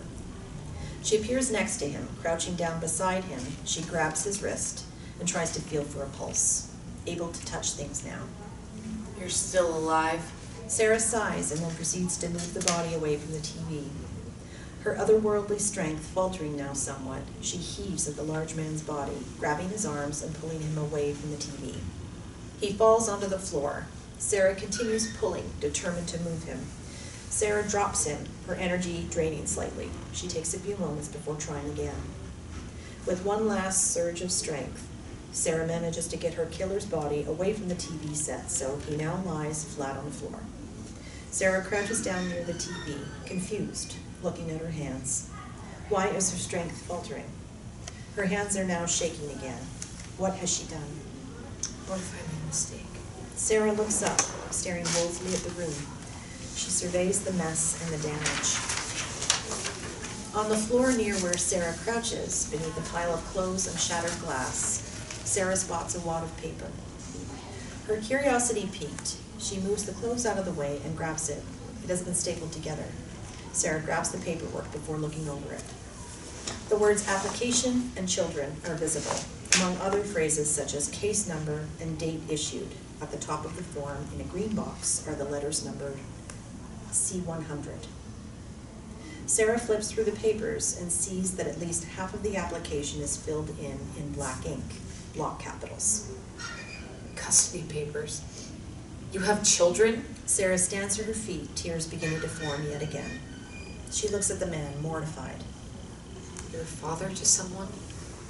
How can you be a father to someone when you almost murdered a 5-year-old girl today? How would your child feel about that? Or is it children? It doesn't matter. I came this close to killing you. It was out of revenge. I told myself it was to stop you hurting other people, but I was oblivious. Sarah's eyes linger on the second page of the application, which she still clutches in her hands. The heading address stands out to her, or more so the writing beneath it. Killing you, it's wrong, it's selfish, and if I did that, then I'd be no better than you. I'm in no way ready to go yet to whatever is after this. I just know that I can't go knowing I murdered someone, even if no one will ever know. I will, and I'm not that person. I won't be. I'm tired of being the victim. It's time for both of us to get what we deserve. Sarah looks down at the robber's body. He stirs, eyelids moving slightly. Sarah leans over slightly and whispers to him. Sit tight. Sarah vanishes, papers in hand. Interior, customer floor, day. Back on the bank floor, Sarah reappears in the center. The place is a scene of despair. Sarah's corpse has been removed, and there is now just a blood-stained carpet. Several people walk about the room, wearing white disposable boiler suits, rubber boots, gloves, and goggles. Forensics, Sarah assumes. Sarah notices the door handle is clean, as is the door. They must have already taken a sample. Sarah looks around the room in disbelief. The place she once worked reduced to nothing more than a crime scene, the place of her murder. Turning to face the staff area, Sarah fades from sight. Sarah, now in the staff area behind the counter, sits at her desk.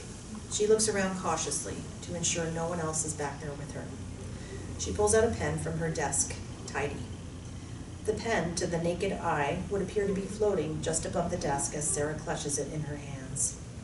Quietly rummaging in a drawer, she pulls out a collection of sticky notes, tearing off just one and attaching it to the paperwork. Sarah scrawls onto the note. Then, once more she focuses, concentrating on an image. She sees auburn curls, pale skin, a few freckles, and a pretty smile. Chloe. Interior police station, observation room. Day. Sharon sits alone drinking a mug of tea. Chloe looks like she's done with her statement. She slowly collects herself, standing up and pushing in the chair. Sharon enters into the interview room. Thanks for taking the time. I know this must be difficult. Chloe sniffles, her cheeks red, eyes bloodshot from crying. Today was just an ordinary day. We did the same things we always do. What kind of sicko almost kills an infant and then kills a woman who tries to save her? The kind of sicko I don't want on the streets, anywhere near my own children or anyone else. Her pause. What came over Sarah? She's your friend. Perhaps you can allude on to what she was thinking when she dived in front of the bullet. Sarah was 7 when her mother died. It was a drink-driving accident. That's what they call it, isn't it? An accident. Like taking the drink before driving wasn't a choice. I think Sarah identified with the little girl. I could see it in her eyes, the relationship with her mother. Sarah never got to have that. All I can think is that she didn't want the little girl to go through the same childhood she did. Motherless. Her wedding was coming up. I know she'd have given anything to have her mother around. It would have meant the world to her. Wherever she is now, I can only hope they're together. Here. Chloe hands Sharon the witness statement paperwork. Sharon flicks through it, skimming for a few moments. You cut him, the armed man, so it would be his blood we found on the crime scene. This might help us get closer to finding him. I don't know what I was thinking. I got scared. I lashed out. I tried to play the hero. Sarah got killed for it. She wouldn't have been killed if it wasn't for me. And in retrospect, when he pointed the gun at me, all I could think of was some psychology bullshit, telling him my name and stupid details about myself so that he'd see me as a human. I don't think that worked, because how can you see a little girl as anything other than an innocent little girl? He almost killed her and then killed Sarah. I think the only reason he didn't shoot me is because he was wanting to make a quick getaway, but Sarah got in the way. Chloe sobs. Sharon hugs her. Sharon reaches into her pocket and pulls out a packet of pocket-sized tissues. She hands one to Chloe, who takes it and wipes her face. You can't think like that. Your friend did a very brave thing. It's a tragedy there's one less person like her in the world now. But I promise you, we're going to track down this wanker and put him behind bars indefinitely. I don't promise things I don't mean. Just have faith. Come on, I'll walk you out. Sharon and Chloe exit just as Sarah appears. Sarah watches her friend leave. She looks around, surprised that she's in a police station. She recognizes the detective from outside the bank earlier. Turning quickly, she follows her friend and Sharon. Interior, police station, front desk. Day. A set of double doors leading out into a car park. Directly opposite is a reception desk. A stocky male sits, wearing police uniform, reading a newspaper. In enter Sharon and Chloe from a side door to the right of the desk, leading into a long hallway of booking rooms, interview rooms, etc. Sarah stands in the doorway as she looks on in shock. Chloe stops in her tracks when she sees who's by the door. Her heart sinks as she meets Chris's sad gaze. She immediately walks hurriedly over to him and flings her arms around him, setting herself off again. I'm so sorry. Sarah can't bear to look at them, a painful reminder of all she has lost. Sharon sees that she is no longer needed and exits back the way she came. Interior police station corridor. Day. Sarah spots Sharon heading her way again and panics, not knowing what to do, not wanting her to see a floating wad of paper. She drops them. Sharon notices straight away and looks around confused, wondering where the application papers fell from. She gathers them together and checks to see they're in the right order, her eyes catching a glimpse of a post-it note on the top. She peels it off and it reads, "This is where you'll find him and the money."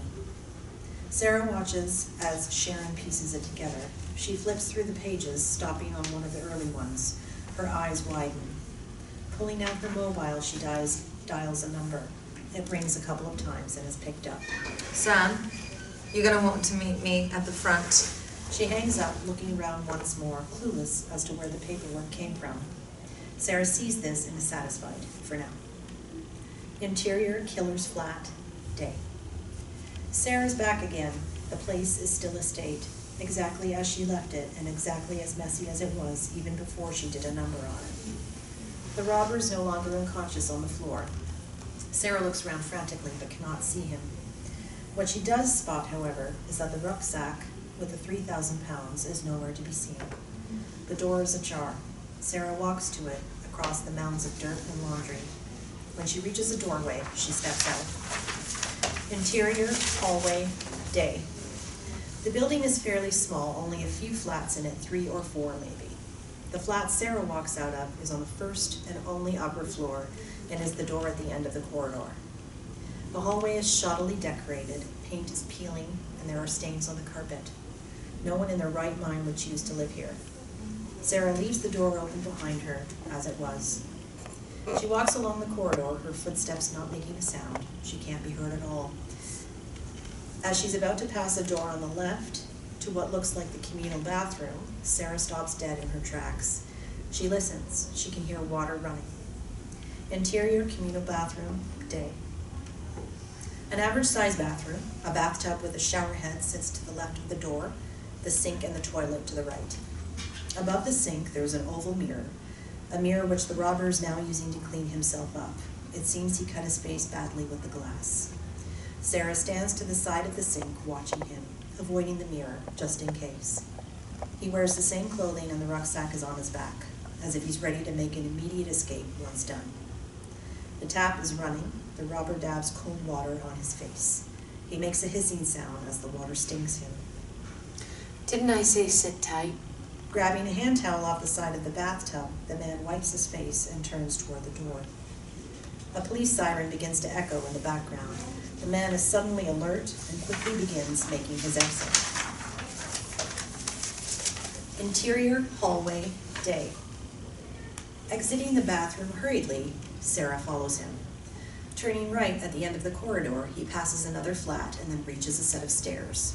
He races down the stairs and towards the front door. At the bottom of the stairs, another 2 flats are just down the corridor. Standing still for a moment, now at the front door, the robber debates whether to go out the front or the back. The police siren is getting louder and louder as it draws closer. Panicking now, he turns back towards the fire exit, moving past the other 2 flats, keeping to the right. Sarah cannot let him get away. She doesn't want to hurt him again, but she knows she can't let him leave. She charges into him at full speed, tackling him to the ground. The robber doesn't know what hit him. He glances up, fear and panic in his eyes, as he looks about the corridor and sees nothing or no one. He clambers to his feet as quick as he can in an attempt to continue his escape plan. Sarah darts to the exit, focusing all her energy on the door, willing it to stay shut tight. The robber has his hands on the metal bar, trying to push. Sarah pulls. She cries out as the man's persistence in trying to open it is weakening her grip. Suddenly, the front door bursts open, and in enters Detective Sharon Noble and Sam O'Neill. They spot their target right away. Sarah, trying hard to keep him in place long enough, stamps on his foot in one swift motion. She then releases both arms from the bar and punches him in the face. He staggers back, falling onto the floor. Seeing that the detectives are approaching and confused as to how their target ended up on the floor, Sarah opens the fire exit door and then swiftly slams it shut. Both detectives are armed and pointing pistols at the robber, who lies on the floor, breathless and winded. He has a nosebleed. Sam forcefully subdues the robber, grabbing his arms, putting them behind his back, cuffing them, and gesturing for Sharon to check out the outside to see who escaped. Sam stands the robber up. Sharon exits. Ian Waythrope, I am arresting you on suspicion of armed robbery and first-degree murder. You do not have to say anything, but it may harm your defense if you do not mention when questioned something which you later rely on in court. Anything you do say may be given in evidence. Do you understand? The robber struggles and groans in protest to being restrained. How did you fuckers know I was here? Anonymous tip. Mr. Waythrope, I suggest if you want any chance of seeing your kid again, you come with us peacefully and make a guilty plea in a court of law. Sharon re-enters the hallway. Whoever it was that was out there, they've gone. He looks like he's taken a bit of a beating. Small mercies, I suppose. Sharon looks the robber up and down. All right, let's get him booked and alert Sarah's family that we've caught the fucker. I'm sure they'll want the body released as soon as possible to make funeral arrangements. They've already been through enough. Exterior, killer's flat, day. Sarah stands watching the whole scene play out, satisfied now. She watches as Sam walks her killer over to the car. Sharon opens the back door, and Sam puts his hand on top of the robber's head, pushing it down as he reluctantly climbs into the back seat. Shutting the door, Sharon exits and walks to the passenger side. Sam gets into the driver's side. The engine roars to life, and the car drives off into the distance. Sarah stands outside, watching it leave. Unsure what to do now, Sarah stands in place, fidgeting with her hands anxiously. She looks up at the sky. As she's playing with her hands, her finger strokes across something familiar, her engagement ring. Sarah stares for several moments before it registers. Grace. Sarah smiles solemnly and fades, leaving only the empty pavement beneath her feet. Interior, bedroom, day. Sarah's bedroom looks spotless in comparison to the horrid flat she was just in. Bed made, clothes picked up off the floor. Sarah lies on the bed, turning over onto her side, reaching out for Chris, who isn't there. She spots the photo frame on the bedside table, a photo of Sarah and Chris. Only parts of their faces are in the frame. In the picture, Chris looks at Sarah lovingly, their eyes fixated on each other, his hand on her cheek. The photo is black and white. She closes her eyes, wanting to shut out reality. What if we just had a one more time? We could have been married by now. Flashback begins. Interior, Murphy household, attic, day. Superimpose 3 months earlier. Creaking can be heard, footsteps climbing the stairs leading up to the dainty attic bedroom, in which there was once a bed, and now, instead of one, there is a cluttered mass of boxes full of old toys gathering dust. The sound of Sarah's laughter echoes upstairs into the room as the footsteps continue rising upwards. You always were impatient. Sarah laughs even more. I'm intrigued. It's not like you ever bring me up here. The door swings open and in walks Sarah with her father, Charlie, 61. Sarah seems happy to be alone with her dad. You wouldn't know it to look at him, but Charlie is happy too. Never needed to. Light pours in through the slanted attic window on the far opposite wall. Striding across the wooden floorboards, Charlie points out a wooden chest, visible just beneath the window. I've been waiting for this day. Your mother made me promise I'd at least give it to you to look at. Sarah knows what is coming, a big moment for her, and she tries to fight back the tears that are forming in her eyes. Don't go getting emotional on me now. Your mother would want this to be a happy moment. I only wish she could be here. Sarah tilts her head backwards, looking up the ceiling, fluttering her eyelids, blinking the tears free, and then wiping them. She inhales through her nose. There. Now, show me. Charlie smiles, stifling laughter. He bends over and slowly opens the chest. Reaching inside, he pulls out carefully a folded white gown. I don't know if it's the right size, but, well, you know more about that than I do. But what do you think? Sarah's father carefully passes her the folded vintage lace dress. She unfolds it and lets it hang down against her. Although it needs to be taken in and altered slightly, it looks beautiful against her peach-toned skin. I'll only wear it if you walk me down the aisle. Mom'd want that, I think. Say you'll give me away. Charlie proceeds to hug his daughter lovingly. I'll try, but losing you is going to be the hardest thing I have ever had to do. You'll never lose me. Flashback ends. Interior, bedroom, day. Sarah realizes the irony of her words and seems deeply remorseful. Chatter comes from the living room. Sarah can hear two voices, male and female. She gets up off the bed and walks out of the bedroom. Interior, living room, day. The living room is considerably larger than the kitchen. There is a large mahogany coffee table with a drawer beneath it, directly in front of the sofa opposite a TV, complete with a DVD player and VCR recorder. On the table, a book of crossword puzzles with a pencil, and the novel that Sarah was reading, One Day, by David Nichols. Chloe sat down on the sofa now. Chris sits with her. Neither of them talk. There is a gap between them on the sofa. Sarah fills it. An awkward tension. Sarah attempts to hold Chris's and Chloe's hands, but they feel nothing. At least you have each other. What do you think she'd be saying to us if she was here? She wouldn't be talking. She'd be in the kitchen making coffee for everyone. I'd kill for a coffee right now. Sarah stops, realizing what she just said. I think she'd be sat up on this sofa with her feet up. We're talking about the same girl here, right? She'd probably be working on place cards or centerpieces for the wedding reception. Hey!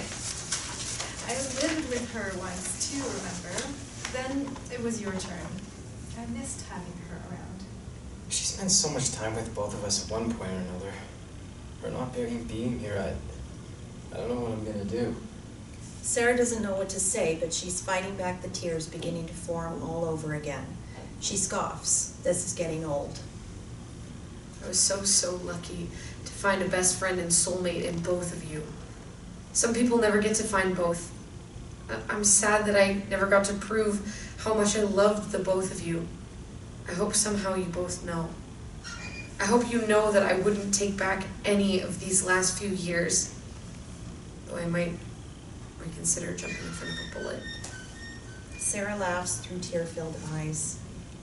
Chloe, your optimism astounds me, even now talking about me being here and what I'd say.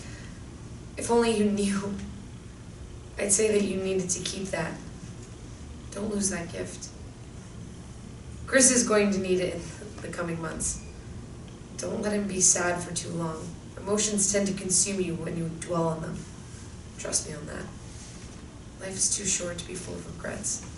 Chloe leans over and holds Chris's hand. They sit in comfortable silence.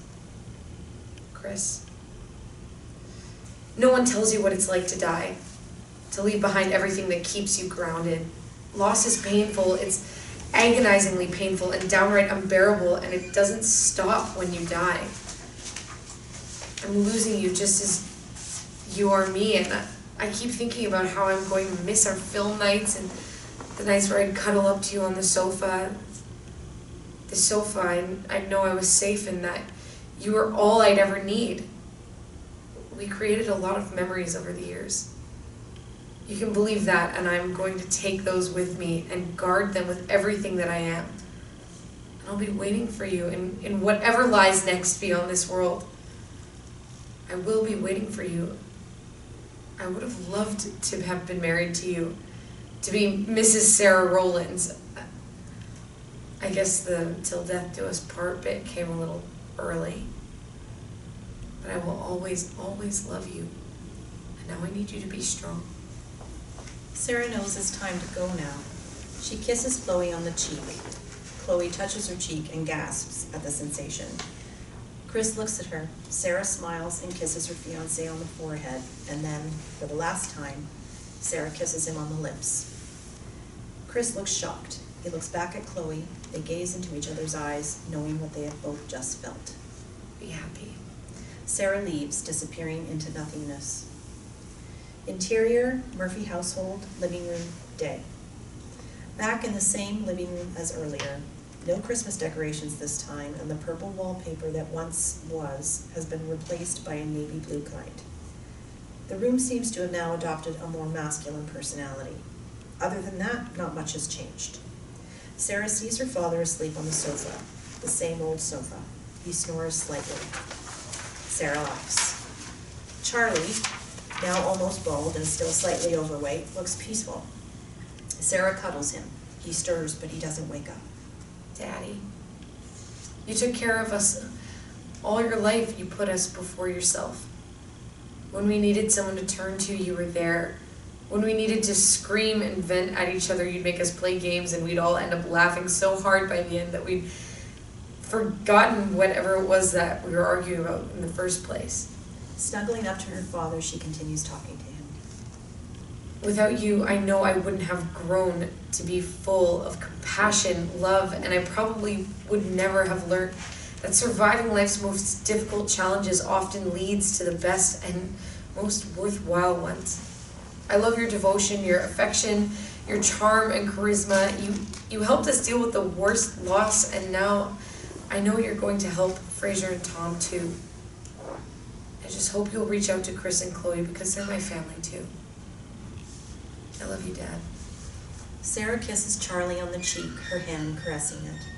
Charlie continues his slumber. He looks like he's having a peaceful dream. Sarah, perplexed and caught off guard, finds herself fading, this time not by her choice. What is going on? Fade to white. Interior, arc corridor. Sarah finds herself back at the start.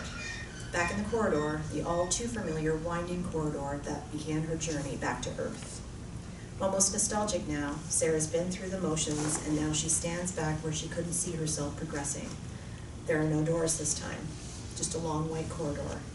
Sylvia returns, much to Sarah's surprise. I had faith that you'd come back. Sarah's unsure what she means. She composes herself. Faith. What does faith have to do with it? Did you ever have faith? Sarah's now even more confused. When? When you were faced with the choice to kill the man who took your life, did you believe in your heart you would do it? Sarah looks thoughtful. There was a moment where I thought I had. In that moment, it felt like the worst I'd ever felt. It felt like it wasn't me anymore, that I'd become something else, all because of my anger. What changed your mind? Sarah sighs, or at least means to. I didn't want to be that bitter, that full of regret or hatred. Plus, I didn't think I could stand to live with the choice for eternity. That's a long time. I think I'd rather just grieve and move on. You went through the 5 stages. 5 stages. The 5 stages of grief. First, There's denial, like when you first arrived here. Then there's anger, the most consuming of all of them that led you on your path to revenge. Then comes bargaining, the wishing things would have gone differently. Then there's depression, and at last, acceptance. It doesn't matter what order they come in, just that you worked through them.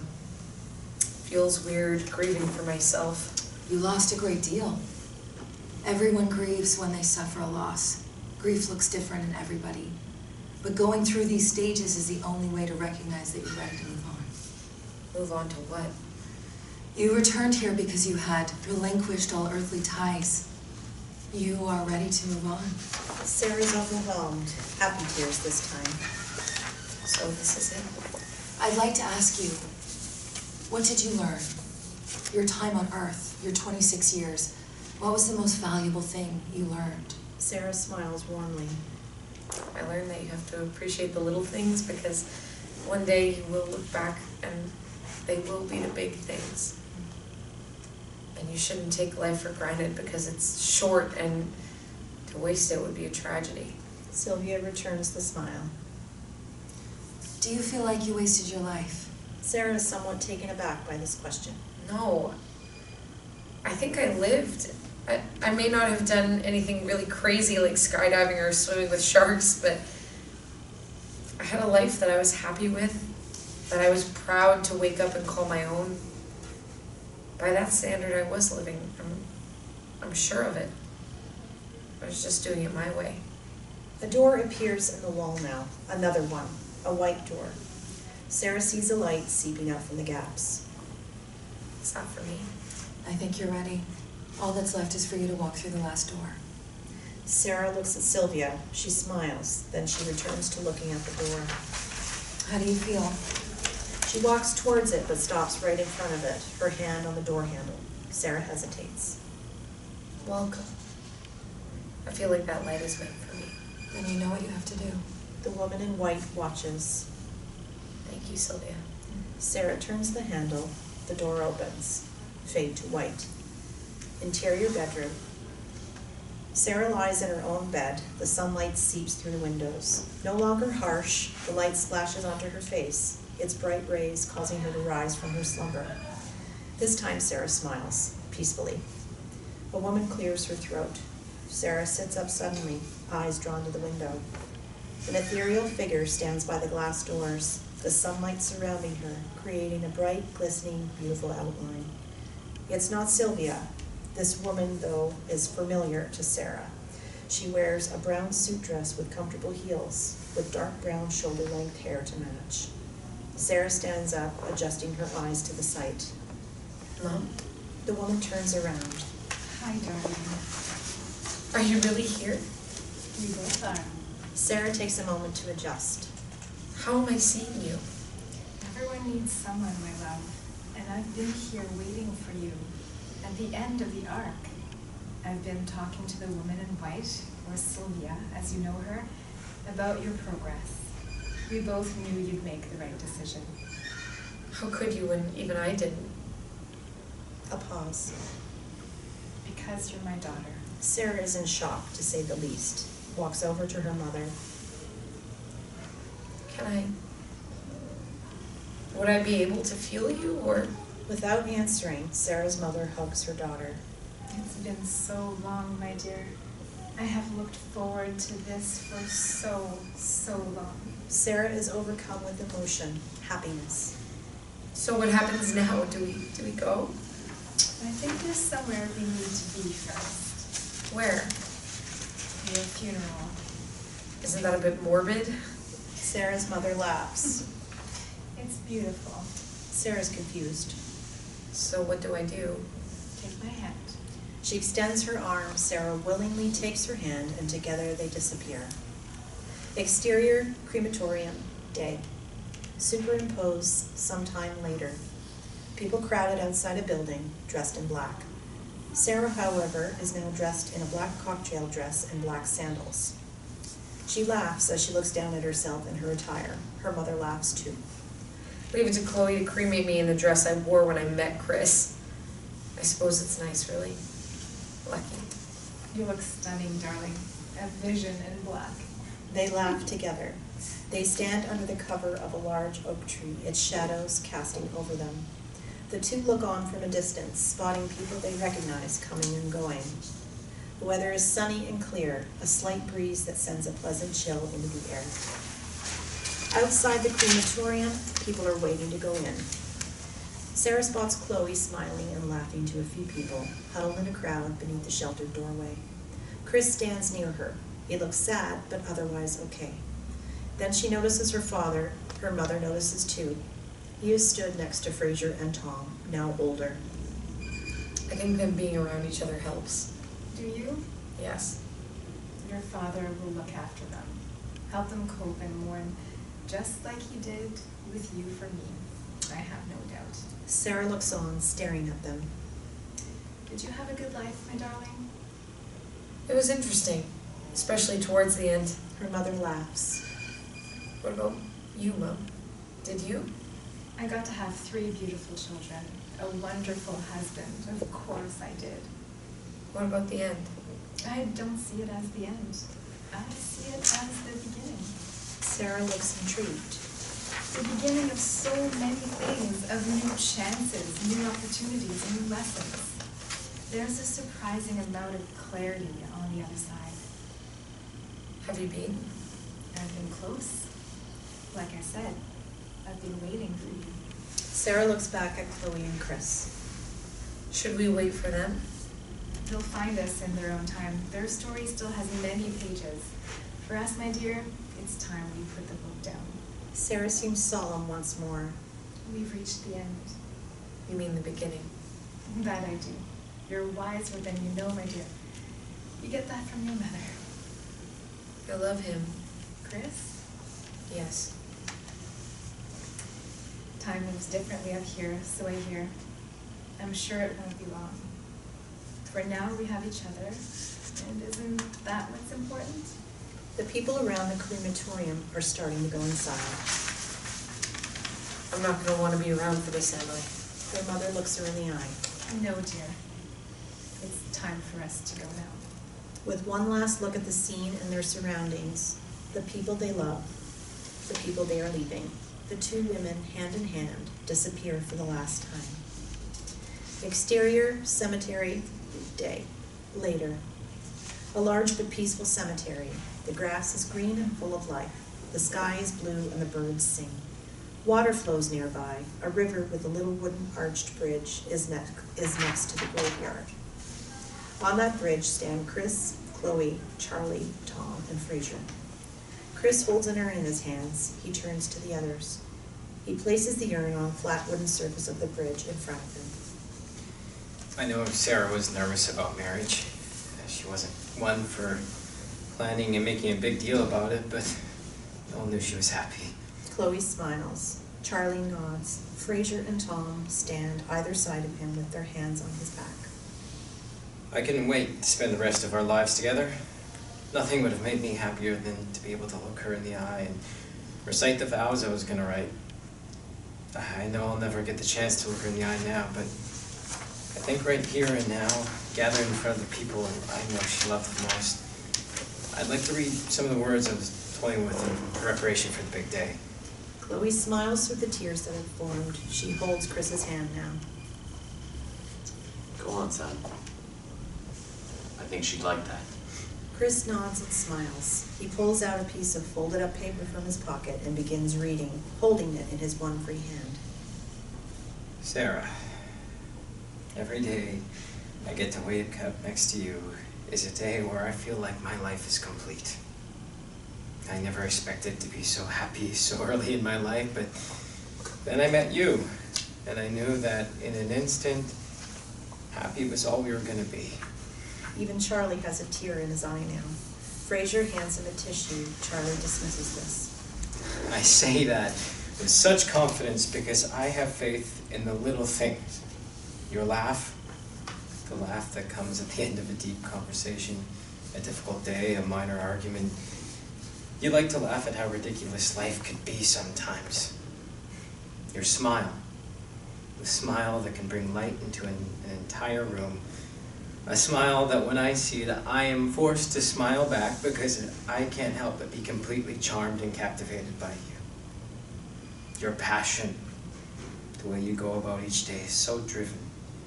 Driven to be the best possible version of you you can be.